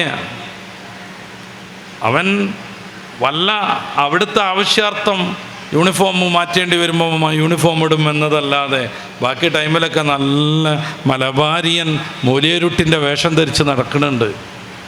വലിയ വലിയ സയൻസ് കോളേജിൽ സയൻസിൻ്റെ സാറന്മാർക്ക് ആ കുട്ടി ക്ലാസ് എടുക്കുന്നുണ്ട്. ഇതൊക്കെ സാധ്യമാണ് ഈ ലോകത്ത്. നമ്മൾ ഒരു സ്കൂളിൽ പോയി ആ സ്കൂളിൽ തൊപ്പിട്ട കുറേ കുട്ടികളുണ്ട്. അപ്പോൾ നമുക്ക് തൊപ്പിക്കൊന്നും തകരാറില്ല. എന്നാലും അവിടെ എത്തുമ്പോൾ എങ്ങനെ ഇത് എന്നൊക്കെ പറഞ്ഞ് തൊപ്പി കൊണ്ട് ഇങ്ങനെ മുഖത്തൊക്കെ വെച്ച് മെല്ലെ അറിയത്തിരിക്കുന്നുണ്ടല്ലോ. ഈ ജാളിയാണ് നമ്മളെ തോൽപ്പിച്ചുകൊണ്ടിരിക്കുന്നത്. നമ്മളായി നിൽക്കുന്നിടത്തൊന്നും ഒരു പ്രശ്നം ഇതുവരെ ഉണ്ടായിട്ടില്ല. ആ ഒരു തലത്തിൽ ഏത് ക്യാമ്പസ് പഠിച്ചാലും ഏത് കോഴ്സ് ചെയ്താലും ഏറ്റവും പ്രാധാന്യം മതത്തിന് നൽകുന്ന രീതിയിലേക്ക് നമ്മുടെ മക്കളെ മാറ്റാൻ നമുക്ക് പറ്റണം. അപ്പോൾ ഉപ്പാൻ്റെ ഖബറിൻ്റെ അടുത്തേക്ക് വെള്ളിയാഴ്ച നമ്മൾ പോകുമ്പോൾ കുട്ടിയും പേരക്കുട്ടിയും കൂടെ വേണം. സാധിക്കുമോ നമുക്ക്? എങ്കിലേ നമ്മൾ വടിയായി ഖബറ് കിടക്കുന്ന സമയത്ത് കുട്ടി വരുള്ളൂ. നമ്മുടെ പേരക്കുട്ടികളെ അടക്കം വീട്ടിലുള്ള എല്ലാവരെയും കൂട്ടി വാപ്പാൻ്റെ ഖബറിൻ്റെ അടുത്തേക്ക് പോകണം. ഇതായിരുന്നു എൻ്റെ വാപ്പയുടെ ശീലമെന്ന് മോൻ മനസ്സിലാക്കണം, എൻ്റെ വല്ലിപ്പയുടെ ശീലമെന്ന് നമ്മുടെ പേരക്കുട്ടി മനസ്സിലാക്കണം. ഞാനിവിടെ നിലമ്പൂർക്ക് പ്രസംഗിക്കാൻ പോയി. ഞാൻ ശ്രദ്ധിച്ചിട്ടില്ല, സ്റ്റേജിൻ്റെ ബാക്കിലുണ്ട് ഒരു അടിപൊളി ഗിയറൊക്കെ ഉള്ള സൈക്കിൾ. അപ്പം എന്നോട് അവർ പറഞ്ഞു, ഇത് സമ്മാനം കൊടുക്കാണ്ട് കേട്ടോ, നിങ്ങൾ ചെയ്യണം എന്നൊക്കെ പറഞ്ഞു. ഞാൻ ചോദിച്ചു, ഇത് ഇപ്പോഴുള്ള കാലിൽ എന്താ സംഭവം എന്ന് ചോദിച്ചു. 2 വർഷമായി അപൂർവം 3-4 ദിവസങ്ങളിലല്ലാതെ സുബഹിക്ക് ജമാഅത്തിന് വന്നൊരു കുട്ടിക്കുള്ള സമ്മാനമാണ്. ഞാൻ പറഞ്ഞു, ഈ കുട്ടി പള്ളിയുടെ അടുത്തായിരിക്കുമല്ലേ എന്ന് ചോദിച്ചു. അവരെന്നോട് പറഞ്ഞു, അതാണ് അത്ഭുതം, ഈ മഹല്ലിൽ ഏറ്റവും ദൂരമുള്ള കുട്ടിയാണവൻ, ഈ മഹല്ലിൽ ഏറ്റവും ദൂരമുള്ള കുട്ടിയാണവൻ. 2 വലിയ പൊതി ഉണ്ട് അവിടെ, വലിയ പൊതി, ചെറുതൊന്നും അല്ല കേട്ടോ. 2 സൈഡിൽ നിന്നും താങ്ങി പിടിക്കാൻ പറ്റും വിധം വലിയ 2 പൊതിയുണ്ട്. ഞാൻ ചോദിച്ചു, ഇതെന്താന്ന് ചോദിച്ചു. അപ്പോൾ അവരെന്നെ പിന്നെയും അത്ഭുതപ്പെടുത്തി. ഇതവൻ്റെ ഉപ്പാക്കുള്ള സമ്മാനം, ഇതവൻ്റെ ഉമ്മാക്കുള്ള സമ്മാനം. ഞാൻ പറഞ്ഞു, സൈക്കിളിനേക്കാൾ ഇഷ്ടം എനിക്ക് ഇതാണായത്. ആ മഹല്ലത്തിലെ ഏറ്റവും അങ്ങേ തലക്ക് അതിർത്തിയിൽ കിടക്കുന്ന കുട്ടി 2 വർഷമായി അപൂർവമായി അവൻ നാട്ടിലില്ലാത്ത സന്ദർഭത്തിലൊക്കെ ആയിട്ട് 3-4 ദിവസം മാത്രമാണ് സുബഹിയുടെ ജമാഅത്ത് മുടക്കിയത്. ബാക്കി എല്ലാ ദിവസവും സുബഹിക്ക് ജമാഅത്തിന് വന്നു. അവന് ഗിയർ സൈക്കിൾ കൊടുക്കുകയാണ്, സ്നേഹസമ്മാനം. ആ മഹല്ല കമ്മിറ്റിക്കാരൻ എനിക്ക് പുകഴ്ത്തേണ്ടി വന്നു. കാര്യം അവരാ കുട്ടീനെ മാത്രമല്ല ഓർത്തത്, ആ കുട്ടിയെ ആ വിധത്തിലേക്ക് പാകപ്പെടുത്തിയ രക്ഷിതാക്കളെയും ഓർത്തു. എന്താണ് അതിനകത്തെന്ന് എനിക്കറിയില്ല. വലിയ പൊതി 2 നോക്കുങ്ങൾ. ആ കുട്ടീനെ വിളിച്ചുണർത്താൻ ഉമ്മ വേണം, ആ കുട്ടിയുടെ കയ്യും പിടിച്ച് പള്ളിയിലേക്ക് വരാൻ വാപ്പ വേണം. നമുക്ക് മക്കളില്ലേ, പേരക്കുട്ടികളില്ലേ? ഇതുവരെ സാധിച്ചിട്ടുണ്ടോ? കുട്ടികൾക്ക് ഉറക്കച്ചടവ് മാറൂല, ഹാങ് ഓവർ മാറൂല. സംസ്കൃതത്തിൽ പറഞ്ഞാൽ തൂഷ്ണയും ഭാവം വിടൂല. എന്നിട്ട് ഉറക്കം ഇങ്ങനെ കണ്ണുപിടിച്ച് 6 മണിക്ക് വിളിച്ചാലും ഉമ്മ കുറച്ചു നേരം കൂടി കിടക്കട്ടെ എന്ന് പറയും. എന്തുകൊണ്ടാണെന്നറിയോ? 12 മണിക്കാണ് മൂപ്പരാൾ ഉറക്കം പിടിച്ചത്. അതുവരെയും ഫോണ് കളിച്ചുകൊണ്ടിരിക്കുകയായിരുന്നു. ആ ബ്ലൂ ലൈറ്റ് 1.5 മണിക്കൂർ തലച്ചോറിൽ സജീവമായിരിക്കും. നമ്മൾ ഫോൺ ഉപയോഗിച്ച് എടുത്തു വെച്ചാൽ 1.5 മണിക്കൂർ അതിൻ്റെ ബ്ലൂ ലൈറ്റ് തലച്ചോറിൽ സജീവമായിരിക്കും. അപ്പോൾ ശരീരം ഉറങ്ങിയാൽ പോലും തലച്ചോറ് വേണ്ട വിധം ഉറങ്ങിയിട്ടില്ല. അതുകൊണ്ടാണ് ഹാങ് ഓവർ. അതുകൊണ്ടാണ് രാവിലെ എഴുന്നേൽക്കുമ്പോൾ ഒരു വല്ലാത്ത ചടപ്പ്.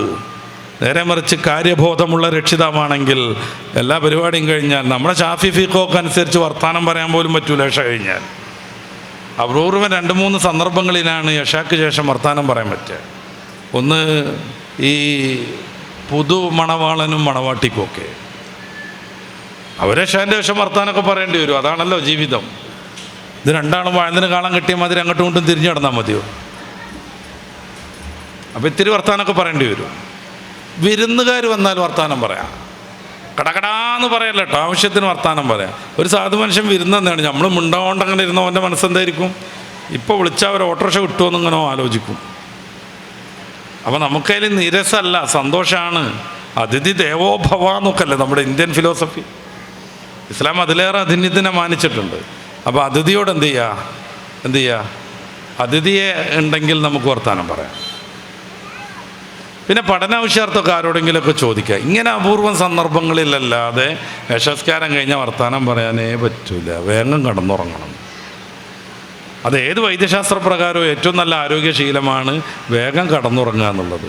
അങ്ങനെ ആകുമ്പോൾ നേരത്തെ എഴുന്നേൽക്കാൻ പറ്റും. സുബഹിക്ക് ജമാഅത്തിന് മോൻ്റെ കയ്യും പിടിച്ചിട്ട് പോകാൻ പറ്റും.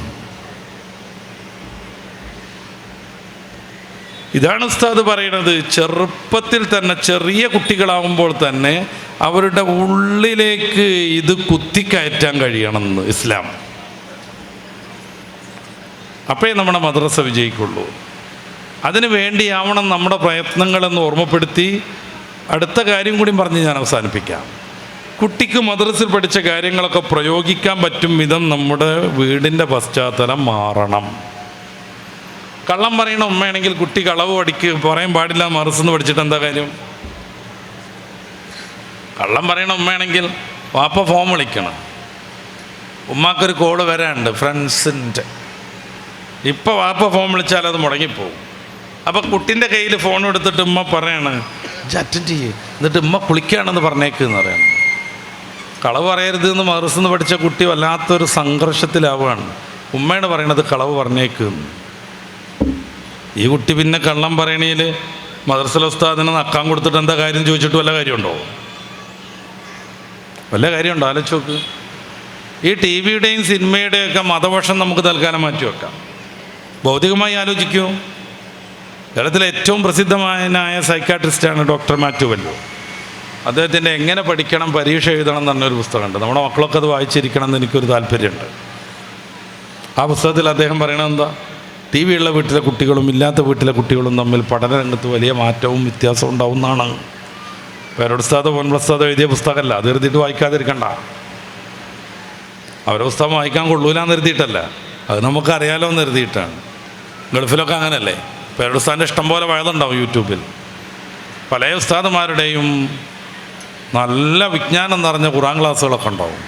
നമ്മുടെ മനുഷ്യന്മാരതല്ല കേൾക്കുക, അവർ ജബ്ബാർ മാഷിൻ്റെ ഖുർആൻ ക്ലാസ്സാണ് കേൾക്കുക.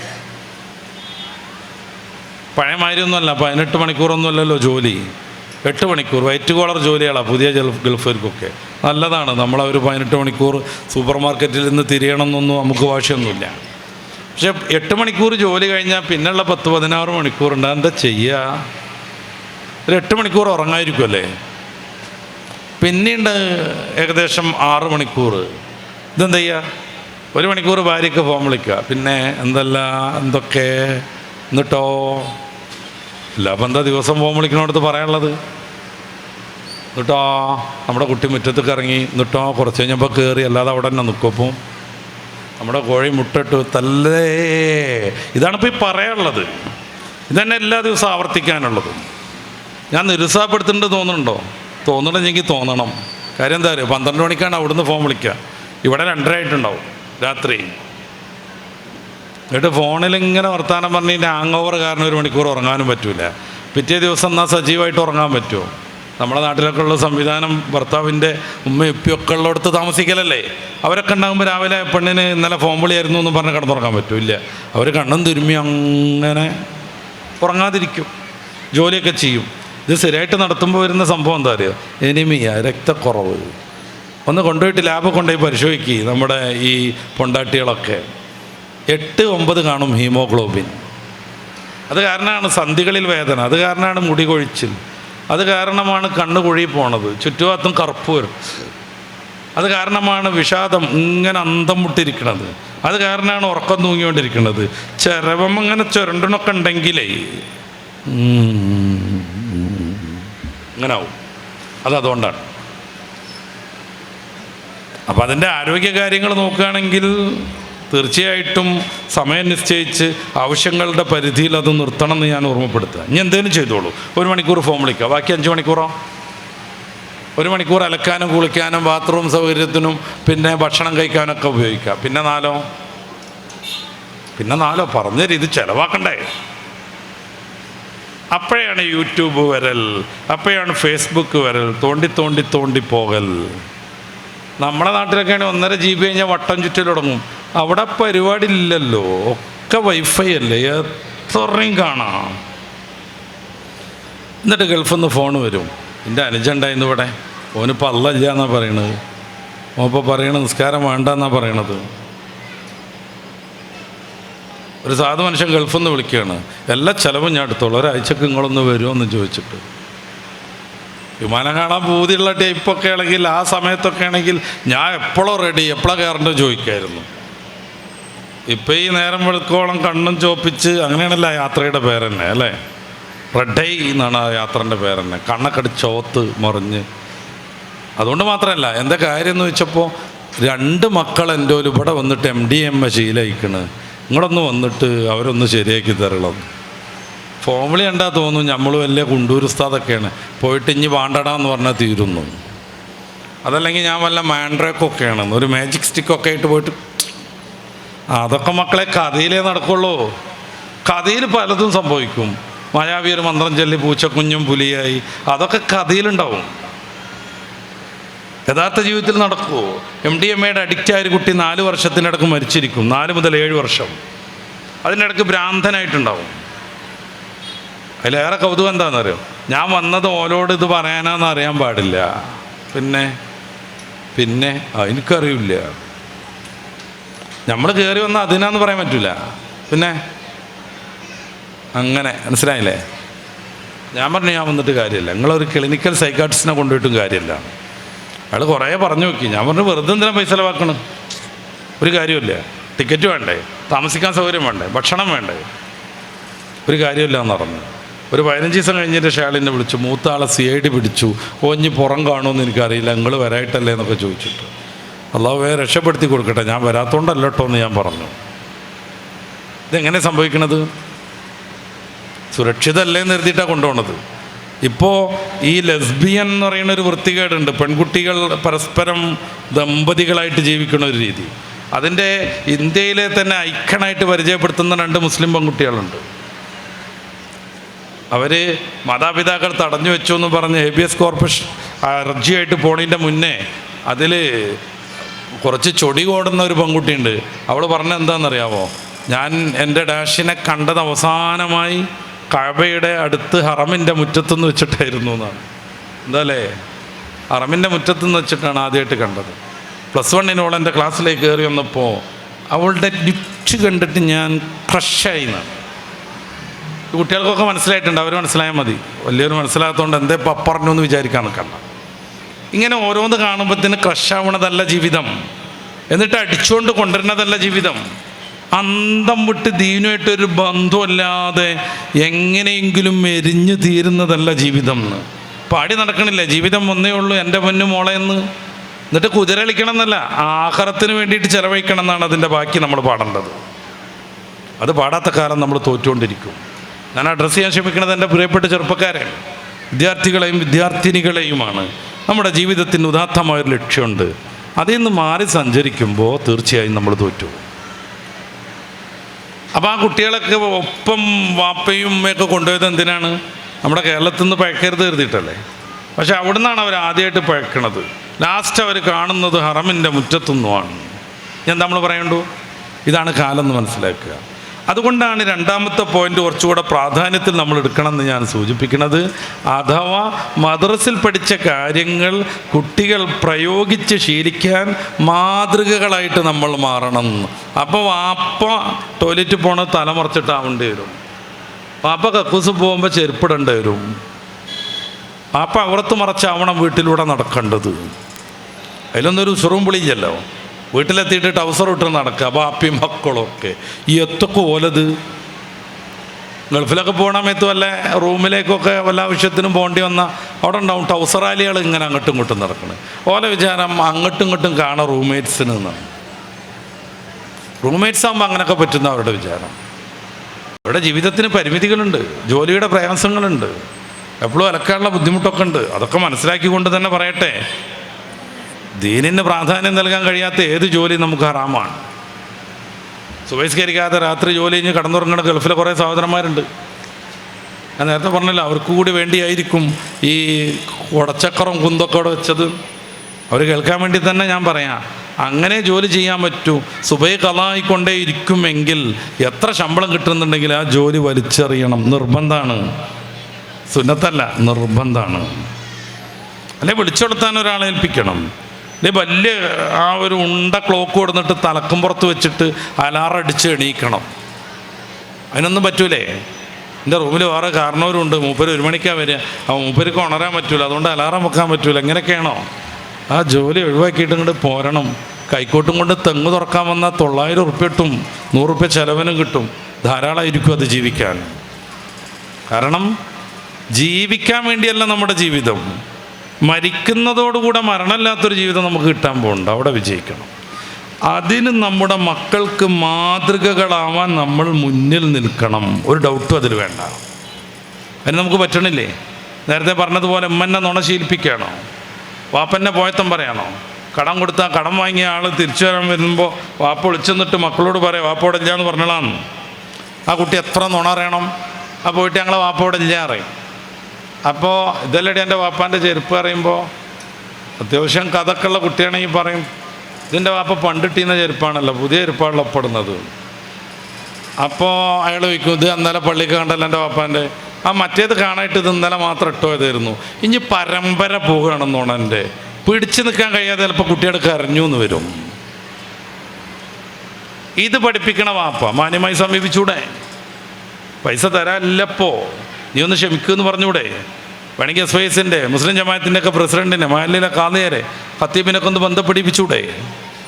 അങ്ങനെ ഇബ്നു അബ്ബാസ് റളിയല്ലാഹു അൻഹു ഇത്തിക്കാഫ് ഇരിക്കുമ്പോൾ ഒരു പാവപ്പെട്ട ചെറുപ്പക്കാരൻ വരുന്നുണ്ടല്ലോ, ഞാൻ കടം മേടിച്ചയാൾ എന്നെ പിടിക്കാൻ നടക്കുകയാണ്, എനിക്ക് അവന് കൊടുക്കാൻ ഒരു നിവൃത്തിയില്ലപ്പോൾ, അതുകൊണ്ട് അങ്ങൊന്ന് ഇടപെടണം, റെക്കമെൻഡ് ചെയ്യണം, എനിക്ക് വേണ്ടി ഒന്ന് സംസാരിക്കണം. അങ്ങ് സംസാരിച്ചാൽ അവൻ ഇനിയും അവധി നീട്ടിത്തരും. ഞാൻ ഒഴിവാക്കാൻ ശ്രമിക്കല്ല, എൻ്റെ കയ്യിൽ കൊടുക്കാൻ ഒരു നിവൃത്തിയില്ല. അങ്ങനെ ഇബ്നു അബ്ബാസ് റളിയല്ലാഹു അൻഹു ആ ചെറുപ്പക്കാരനോടൊപ്പം കടക്കാരൻ്റെ അടുത്തേക്ക് പോയി കാര്യങ്ങളൊക്കെ സംസാരിച്ചു. അയാൾ ഇബ്നു അബ്ബാസ് തങ്ങൾ റെക്കമെൻഡ് ചെയ്തുകൊണ്ട് പിന്നെയും ദീർഘമായ അവധി കൊടുത്തു. അങ്ങനെ രണ്ടുപേരും ഇങ്ങനെ മദീന പള്ളിയിലേക്ക് ഇങ്ങനെ നടന്നു വരിക. ആ ചെറുപ്പക്കാരന് വിഷമം തോന്നി. അങ്ങൊന്ന് ഇഅ്തികാഫ് ഇരിക്കുകയായിരുന്നു ഇവിടെ, ഞാനത് മുടക്കിയല്ലോ, എനിക്ക് സങ്കടമുണ്ട്. അങ്ങ് നല്ലൊരു ഇബാദത്തിലായിരുന്നു, എൻ്റെ കാരണത്താൽ അതിന് ഭംഗം വന്നല്ലോ, എനിക്ക് വിഷമമുണ്ട്. മഹാനായ ഇബ്നു അബ്ബാസ് തങ്ങൾ ആ ചെറുപ്പക്കാരനെ ചേർത്ത് നിർത്തിയിട്ട് പറഞ്ഞു, വിടാ മോനെ, വിഷമിക്കരുത്.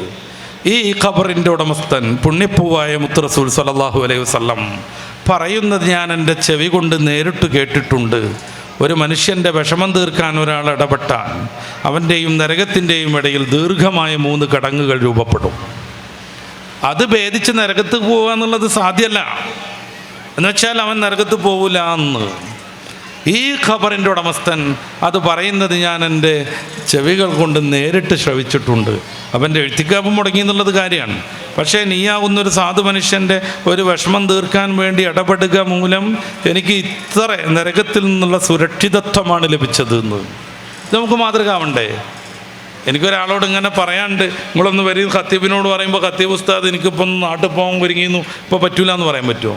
അല്ലെങ്കിൽ മുസ്ലിം ജമാഅത്തിൻ്റെ പ്രസിഡന്റ് ഉസ്താദ് ആജിയർ ഇങ്ങനെ ഒരു വിഷയം ഉണ്ടായിരുന്നു, എനിക്കത് പറയണ്ടേ, നിങ്ങളൊന്നൊപ്പം പോലും പറയുമ്പോൾ ഹായ് എങ്ങനെ ഓനോട് ഇപ്പോൾ ഞാനത് പറയാം, ഈ എന്നോട് പറഞ്ഞോളാന്ന് പറയാൻ പറ്റുമോ? പറ്റൂല. അങ്ങനെ സുതാര്യമായി പരിഹരിക്കല്ലാതെ ജാബിർ റളിയല്ലാഹു അൻഹുവിനെ കടായിട്ട് കാണുന്നില്ല സദസ്സിൽ. ഞാൻ റസൂൽ ചോദിച്ചു, എവിടെ ജാബിർ?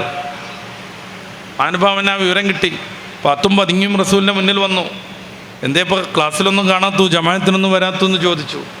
തൻ്റെ പരിമിതി ബോധ്യപ്പെടുത്തിയ മഹാൻ, ഞാനൊരാൾക്ക് ഒരു ജൂതന് പൈസ കടം കൊടുക്കാണ്ട്, ആളെന്നെ തിരഞ്ഞു നടക്കുക, പുറത്തിറങ്ങിയാൽ ചിലപ്പോൾ പിടിച്ച അയാൾ കൊണ്ടുപോകും, എനിക്കാണെങ്കിൽ കൊടുക്കാൻ യാതൊരു പാകമല്ലപ്പോൾ. റസൂൽ സല്ലല്ലാഹു അലൈഹി വസല്ലം സൂറത്ത് ആൽ ഇംറാനിൻ്റെ 26-27 ആയത്തുകൾ ഓതാൻ പറഞ്ഞു. ലാസ്റ്റ് ഒരു കുഞ്ഞു പ്രാർത്ഥനയും, ഭൂമിയോളം വലുതാണ് എൻ്റെ കടങ്കിലോ തീരുമെന്ന് പറഞ്ഞു. ഇമാം ഖുർത്തുബി തങ്ങൾ സൂറത്ത് ആൽ ഇംറാൻ്റെ 26-ാമത്തെ ആയത്തിൽ ഇത് ഉദ്ധരിക്കുന്നുണ്ട്. ഖുലില്ലാഹുമ്മ മാലിക്കൽ മുൽക്ക് തുഅ്തിൽ മുൽക മൻ തശാ വതംനഉൽ മുൽക മിമ്മൻ തശാ എന്ന് തുടങ്ങണ ബിയദിക്കൽ ഖൈർ തുടങ്ങിയിട്ടുള്ള ആ 2 ആയത്തുകൾ പരിഹാരം നമ്മുടെ ഗ്രന്ഥത്തിൽ മുത്ത് റസൂൽ തങ്ങൾ തന്നെ പറയുമ്പോൾ അതൊന്നും അനുഷ്ഠിക്കാതെ കുട്ടിനെ നുണ പറയാൻ പഠിപ്പിക്കുകയാണോ വേണ്ടത്? അതുകൊണ്ടാണ് ഞാൻ പറഞ്ഞത്, ദീനീപരമായ കാര്യങ്ങളിൽ ഏറ്റവും മുന്നിൽ നിൽക്കേണ്ടത് മാതാവും പിതാവുമാണ്. തഹജ്ജുദ് നിസ്കരിക്കണം, ഉമ്മയുടെ ഖുർആനോത്ത് കേട്ട് മോളുണരണം. കുട്ടി വലത് കൈ കൊണ്ട് മേടിക്കാതെ ഇടത് കൈ കൊണ്ട് എന്തെങ്കിലും മേടിക്കാൻ ശ്രമിക്കുമ്പോൾ കൊടുക്കാൻ വിചാരിച്ച സാധനം പിറകിലേക്ക് വലിക്കുന്ന ഉമ്മയിൽ നിന്ന് മാതൃക സ്വീകരിക്കണം. അങ്ങനെ ശാന്തമായ ഗംഭീരമായ ദീനീ ചൈതന്യം നിറഞ്ഞു വളഞ്ഞു നിൽക്കുന്ന വീടകം സൃഷ്ടിക്കാൻ നമുക്ക് പറ്റണം. എന്നാൽ ഈ മദ്രസ രക്ഷപ്പെടും. അതിനുവേണ്ടി ചെലവഴിച്ചവരൊക്കെയും സന്തോഷത്തിലാവും. അല്ല, കേവലം മദ്രസയ്ക്ക് വേണ്ടിയാണ് നമ്മുടെ മദ്രസയെങ്കിൽ അതുകൊണ്ട് പ്രത്യേകിച്ച് ഗുണമൊന്നും കിട്ടാതെയുമാകും. ഞാൻ അവസാനിപ്പിക്കുകയാണ്. നമ്മുടെ OSF പരിപാടി ആയതുകൊണ്ടാണ് ഞാൻ ഇത്രയും പറഞ്ഞത്. ഇനി റമദാൻ്റെ മുന്നൊരുക്കം എന്ന് പറയുന്നൊരു ഭാഗം നമ്മുടെ മുമ്പിലുണ്ട്. വൈകിട്ട് രാത്രി ലുക്മാൻ ഉസ്താദ് പറയുമായിരിക്കും, പ്രിയ സുഹൃത്ത് അൻസാർ സുഹരി പറയുമായിരിക്കും. ഒരു കാര്യം ഞാൻ ഉറപ്പിച്ച് പറയാം, കുറേ റമദാനുകൾ വന്നിട്ടുണ്ട്, വന്നതിലേറെ സ്പീഡിൽ നമുക്കൊക്കെ തീർന്നു പോയിട്ടുണ്ട്. ഈ റമദാൻ അങ്ങനെ ആവരുതെന്ന് നമ്മൾ ദൃഢനിശ്ചയം എടുക്കുക. പ്രത്യേകമായ ചില തീരുമാനങ്ങൾ നമ്മുടെ മുമ്പിലുണ്ടാകും, അത് നടപ്പിലാക്കുക. ചുരുങ്ങിയത് 3 ഖത്തം തീർക്കുമെന്ന് നമ്മൾ ഉറപ്പിക്കുക. ഡെയിലി 3 ജുസ് ഓതണം, പല ദിവസങ്ങളിൽ 4-5 ജുസ് ഓതണം. റമദാൻ കഴിയുമ്പോഴേക്ക് ഖുർആൻ നമുക്ക് അനുകൂലമായി സാക്ഷി നിൽക്കണം. കഴിഞ്ഞ റമദാൻ കഴിഞ്ഞിട്ട് ഒരു വർഷമാണ് ആവണത്. 2 ദിവസം കഴിയുമ്പോഴേക്ക് ഒരു പ്രാവശ്യം ഖത്തം തീർത്തോ എന്ന് നമ്മൾ ആലോചിക്കണം. എന്നെ ക്ഷമിക്കുന്ന ഉമ്മമാർ, സഹോദരിമാർ ആലോചിക്കണം. ഡെയിലി എത്ര മണിക്കൂർ നമ്മൾ സോഷ്യൽ മീഡിയയിൽ ഒരു ഉപകാരമില്ലാത്ത ഇൻസ്റ്റയിൽ ചെലവഴിച്ചു എന്നുള്ളത് പെൺകുട്ടികൾ ആലോചിക്കണം. എന്നിട്ട് നമുക്കൊരു ഖത്തം തീർക്കാൻ പറ്റിയില്ല. നമ്മുടെ മാതൃകകളുണ്ട്. മഹദിയാം നഫീസത്തുൽ ബിസ്രി റളിയല്ലാഹു അൻഹ സ്വന്തം ഖബർ കുഴിപ്പിച്ച് അതിലിറങ്ങി നിന്ന് 300 ഖത്തമാണ് തീർത്തത്. സ്വന്തം ഖബർ കുഴിപ്പിച്ച്. നമ്മളൊന്ന് നമ്മുടെ ജീവിതത്തെ കൗണ്ട് ഡൗൺ ചെയ്തേ, ഒന്ന് ബാക്കിലേക്ക് ആലോചിച്ച് എല്ലാവരും. ഇതുവരെയായിട്ട് എത്ര ഖത്തം തീർത്തു? 300, 100, എത്ര ഖത്തം തീർത്തു? റമദാനിൽ ഒന്ന് വെച്ച് വീതാണെങ്കിൽ നമുക്കൊരു 10-60 വയസ്സാണെങ്കിൽ ഒരു 10-20 വർഷം ചെറുപ്പമൊക്കെ വിട്ട് കഴിഞ്ഞാൽ നമ്മൾ 50 ഖത്തം തീർത്തോ? ഇത് നമുക്ക് പാടാവണ്ടേ? മഹാനായ മൊയ്‌ദീൻ ശൈഖ് തങ്ങൾ ഒരു കാമ്മയിൽ നിന്നിട്ട് ഒരു ഖത്തം തീർത്തു. എന്തിനാ ഒരു കാലുമ്പോൾ നിന്നിട്ട് ഒരു ഖത്തം തീർത്തത്? മൂപ്പർക്ക് 2 കാലുമ്പോൾ നിന്നൂടായിരുന്നു? വലിയ മുതലാളിയല്ലേ, കപ്പലുകളൊക്കെ സ്വന്തമായിട്ടുണ്ടായിരുന്നു. എന്തേ മൂപ്പരാൾക്ക് നല്ലൊരു കസാര വാങ്ങിയിട്ട് കുഷനൊക്കെ വെച്ചിട്ട് ഇരുന്നൂടായിരുന്നു? വലിയ മുതലാളിയായ സ്ഥിതിക്ക് മൂപ്പരാൾക്കൊരു പെപ്സിൻ്റെ ബെഡ് വാങ്ങിക്കൂടെ ഒരു 80,000 കൊടുത്തിട്ട്? മൂപ്പരെ സ്കില്ല് പ്രകടിപ്പിക്കാനാണ്. നമ്മുടെ കുട്ടികളൊക്കെ പന്ത് കളിക്കുമ്പോൾ അങ്ങനെയാണല്ലോ, അവരിങ്ങനെ പന്തേറ്റ് ഓടിനീൻ്റെ ഇടയിൽ പന്ത് ബാക്കിൽ കൂടിയാണ് മുന്നിലേക്ക് ചാടുന്നത്. അതാ സ്കിൽ. അപ്പോൾ മൂപ്പർക്ക് അങ്ങനെ ഒരു കഴിവുണ്ട്. ഒരു കാലം അങ്ങനെ നിന്നിട്ട് ഖത്തം തീർക്കുക. ക്ഷമിക്കണം, അതുകൊണ്ടൊന്നുമല്ല, ഉറക്ക് വരാതിരിക്കാൻ. ഇരുന്നാൽ ഉറങ്ങിപ്പോയേക്കും. ഡെയിലി ഇതാണ് പരിപാടി. എല്ലാ രാത്രിയും ഓരോ ഖത്തം തീർക്കലാണ് പരിപാടി. ഉറങ്ങിപ്പോയേക്കും. ഉറക്ക് വരാതിരിക്കാൻ ഒരു കാലിൽ നിന്നു. ബാലൻസ് കീപ്പ് ചെയ്യാൻ വേണ്ടി ചുമരിൽ കൈ ഊന്നിപ്പിടിച്ചു. എങ്ങാനും ഉറങ്ങിയിട്ട് സ്ലിപ്പാവുകയാണെങ്കിൽ ഉറക്കുണരണം കരുതിയിട്ട് അവിടെ ആണി തറച്ചു വെച്ചു. ഇങ്ങനെ ഒരു കാമ്മ നിന്നിട്ട് ഒരു ഖത്തം തീർത്തു. നമുക്ക് തോണ്ടിക്കളിക്കാൻ നിന്നത് കാരണം ഡെയിലി ഒരു യാസീൻ ഓതാൻ പറ്റിയിട്ടില്ല. ഇതാവരുത് നമ്മുടെ റമദാൻ. ഇതാവരുത് നമ്മുടെ റമദാൻ. ഷോപ്പിങ്ങൊക്കെ 2 ദിവസം കൊണ്ട് തീർക്കണം. ചിലപ്പോൾ പെൺകുട്ടികൾ ചിലപ്പോൾ അവിടുന്ന് സാസിലേക്ക് കല്ലെടുത്തെറിയും. പെരുന്നാൾ ഡ്രസ്സ് പോലും ഈ 2 ദിവസത്തിൻ്റെ ഇടയ്ക്ക് മേടിച്ചു വെക്കണം. അവസാനത്തെ 10 പറഞ്ഞാൽ ഷോപ്പിങ്ങിൻ്റെ 10 നരകമോചനത്തിൻ്റെ 10. കൊട്ടക്കങ്ങാടി കൂടി പോകുക, വണ്ടി ബ്ലോക്കാണ് എല്ലാ ടെക്സൈസിൻ്റെയും മുന്നേ. എന്നിട്ട് ഉന്തി കയറ്റി ഷട്ടർ താത്താണ്. അതിൻ്റെ ഉള്ളിൽ തിരിഞ്ഞളിക്കാൻ സ്ഥലമില്ല, അതുകൊണ്ട് ഷട്ടർ താത്തും. ഒരു ബാച്ച് ഇറങ്ങിയാൽ അടുത്ത ബാച്ചിനെ കയറ്റും.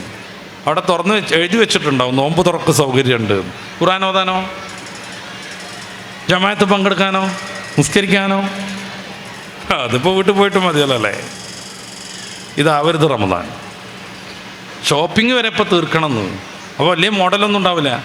റമദാനിൽ 1-ാം വെള്ളിയാഴ്ച റിലീസാകുള്ള സിനിമ ഉണ്ടാവും. അതിലുണ്ടാവും ഏതെങ്കിലും ബമ്പറന്നോള്, ഈ പൂച്ച മാന്തിയ പോലുള്ള ടൗസറൊക്കെ ഇറക്കാൻ. അതായിരിക്കും പെരുന്നാളിന് മോഡലായിട്ട് വരിക. അപ്പോൾ ആ മോഡൽ കിട്ടൂല എന്നൊക്കെ ഒരു ചെറിയ പ്രശ്നങ്ങളുണ്ടാവും.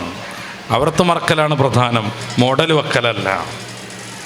റമദാനിൻ്റെ അവസാനത്തെ 10 ഷോപ്പിങ്ങിന് പോവുകയാണെങ്കിൽ വണ്ടി ബ്ലോക്കായിട്ട് തന്നെ 2-3 മണിക്കൂർ പോകും. അവസാനത്തെ 10 പറ്റി മുത്തറസൂലൊക്കെ എന്താ ചെയ്തേ? അവിടുന്ന് മുറുക്കിയെടുത്തു എന്നാണ്. മീൻസ് അങ്ങോട്ട് ഒരുങ്ങിന്ന്. ഒരു പാപവും ചെയ്യാത്ത സ്വർഗത്തിൻ്റെ വാതിൽ പിടിച്ച് ഉദ്ഘാടനം ചെയ്യാനുള്ള മഹാത്മാവ്. അവിടെ വെച്ച് കമ്പയർ ചെയ്യാം നമ്മളൊക്കെ. അത്യാവശ്യം 50-60 വയസ്സായാലേ ഇനിയുള്ള ജീവിതം ബോണസാന്ന് മനസ്സിലാക്കുക. പിന്നെ അയിമത്തന്നെ കൂടുക, ദിക്റുമ കൂടുക. ഖുർആനൊന്നും അങ്ങനെ ഓതാൻ കണ്ണിനൊന്നും വലിയ ത്രാണില്ലാത്ത ആളുകളാണെങ്കിൽ ചൊല്ലിക്കൊണ്ടിരിക്കുക. ഞാൻ ഡെയിലി ഒരു 100 പ്രാവശ്യം ഖുൽ ഹുവല്ലാഹു ഓതുന്ന് തീരുമാനിക്കുക. അസ്തഗ്ഫിറുല്ലാഹ് ചെയ്യുമെന്ന് പറയാം. ഞാൻ തബാറക്കയും വാക്കയും യാസീനും ഡെയിലി റമദാൻ കഴിയോളം ഓതിയിരിക്കുമെന്ന് തീരുമാനിക്കുക. ഞാൻ ഒരിക്കലും ഹദ്ദാദ് മുടക്കൂലാന്ന് തീരുമാനിക്കുക. സാധാരണ ഹദ്ദാദ് എല്ലണോലും റമദാനിൽ മുടക്കും. കാര്യം എന്താ അറിയോ? നോമ്പൊക്കെ തുറന്ന് വിസ്തരിച്ചൊരു ടോയ്ലറ്റ് പോക്കൊക്കെ കഴിഞ്ഞ് നമ്മളെത്തുമ്പോഴേക്ക് ഇശാ നിസ്കാരം 2 റക്അത്ത് കഴിഞ്ഞിട്ടുണ്ടാവും. പിന്നെ ഇവിടെ ഹദ്ദാദ് അതിൻ്റെ മുമ്പ് തീർന്നു പോയിട്ടുണ്ടാവും. സാധാരണ കൃത്യമായി ബാങ്കിന് ഇജാബത്ത് കൊടുക്കുന്ന ആളുകൾ റമദാനിൽ മാരിബി ബാങ്കിനൊന്നും മെയിൻ ചെയ്യൂല. അഷ്ഹദു ഇലാഹ ഇല്ലല്ലാഹ് എടുക്കട കസ്മുസ, അഷ്ഹദു അന്ന മുഹമ്മദ് റസൂല, പറട കോഴിക്കറി, ഇതാണ് ഉണ്ടാകുക. അപ്പം നമ്മുടേതായൊരു റമദാനാക്കി മാറ്റാൻ ഞാനും എൻ്റെ പ്രിയപ്പെട്ട സഹോദരന്മാരും എന്നെ ക്ഷമിക്കുന്നവരും അധ്വാനിക്കണമെന്ന് ഓർമ്മപ്പെടുത്തി ഇൻഷാ അല്ലാഹ് നമ്മുടെ സംരംഭത്തിന് എല്ലാവിധ ഭാവുകങ്ങളും നേർന്ന് പലയിടങ്ങളിലും ഇത്തരം വേദികളിൽ പറയേണ്ടതായതുകൊണ്ട് ആവർത്തിച്ചിട്ടുണ്ട് ചില കാര്യങ്ങളൊക്കെ. അപ്പോൾ അത് ഈ നെറ്റിലോ യൂട്യൂബിലോ കണ്ട ആളുകളുണ്ടെങ്കിൽ അതന്നെ എവിടെയും പറഞ്ഞു എന്ന് പരിഭവിക്കരുത്. ഏറ്റവും പ്രധാനപ്പെട്ടത് എല്ലായിടത്തും പറയണം എന്ന് കരുതിയിട്ട് പറഞ്ഞു എന്ന് മാത്രമേ ഉള്ളൂ. എൻ്റെ പ്രിയപ്പെട്ട സഹോദരന്മാർ, പുതുക്കം പ്രാപിക്കുന്ന ഒരു റമദാനായി റമദാനിനെ സ്വീകരിക്കണമെന്ന് ഓർമ്മപ്പെടുത്തി ഇൻഷാ അല്ലാഹ് ഞാൻ എൻ്റെ വാക്കുകൾ അവസാനിപ്പിക്കുന്നു. അള്ളാഹു കബൂലാക്കട്ടെ. നമ്മയും നമ്മളുമായി ബന്ധപ്പെട്ടവരെയുമൊക്കെ പരിശുദ്ധ ദീനിൻ്റെ ഖാദിമീങ്ങളായി അള്ളാഹു സ്വീകരിക്കുമാറാവട്ടെ. നമ്മുടെ മക്കളൊക്കെ ഗൗരവകരമായ പരീക്ഷകളെ നേരിടാൻ പോകുകയാണ്. SSLCയും +2 ഒക്കെ. SSLC കുട്ടികളുടെയൊക്കെ ഒരു ദുരന്തം എന്താണെന്ന് വെച്ചാൽ സമ്പൂർണ്ണമായി സിലബസ് മാറി, പരീക്ഷാ രീതി തന്നെ മാറി ആദ്യത്തെ പരീക്ഷയാണ്. അതുകൊണ്ടാണ് ഈ ഹാഫ് ഇയർ പരീക്ഷയിൽ മിക്ക സ്കൂളിലും മിക്ക കുട്ടികളും തോറ്റുപോയത്. അപ്പോൾ നമ്മൾ നല്ല ദ്വാരന്ന് സപ്പോർട്ട് ചെയ്യണം അവരെ. നല്ല ചൂട്, നോമ്പ്, അതിൻ്റെയൊക്കെ ഇടയിൽ ടോട്ടലി മാറിയ ഒരു പ്രത്യേകതരം പരീക്ഷ. അല്ലാഹു ഇനി എല്ലാ വിഷയത്തിലും സമ്പൂർണ്ണമായി വിജയിക്കാൻ നോമ്പെടുത്ത് വരുന്ന ഞങ്ങളുടെ മക്കൾക്ക് നീ തൗഫീഖ് നൽകണേ റഹ്മാനെ. നോമ്പ് പോലെയുള്ള ആരാധനാപരമായ ദീനീപരമായ ഒരു കാര്യം കൊണ്ടും അവരുടെ ഭൗതികമോ ആത്മികമായ ഒരു പുരോഗതിക്കുഞ്ഞി യാതൊരു തടസ്സവും വെക്കരുത് റഹ്മാനെ. പടച്ച റബ്ബെ, അവർ വിചാരിച്ചതിനപ്പുറം ലളിതമായി അവരുടെ പരീക്ഷയെ മാറ്റണേ റഹ്മാനെ. വിചാരിച്ചതിനപ്പുറം മനോഹരമായ വിജയം നൽകി ഞങ്ങളുടെ മക്കളെ നീ അനുഗ്രഹിക്കണേ റഹ്മാനെ. ദുനിയാവിലും ആഖിറത്തിലും എല്ലാ പരീക്ഷകളിലും പരീക്ഷണങ്ങളിലും അവരെയും ഞങ്ങളെയും നീ സമ്പൂർണ്ണമായി വിജയിപ്പിക്കണേ റഹ്മാനെ. റബ്ബനാ ആതിനാ ഫിദ്ദുനിയാ ഹസന വഫിൽ ആഖിറതി ഹസനതൻ വഖിനാ അദാബന്നാർ. آمين برحمتك يا أرحم الراحمين. وصلى الله تعالى وسلم على خير خلقه سيدنا محمد وآله وصحبه أجمعين. سبحان ربك رب العزة عما يصفون وسلام على المرسلين والحمد لله رب العالمين. എല്ലാവരും ദുആ ചെയ്യണം. അസ്സലാമു അലൈക്കും.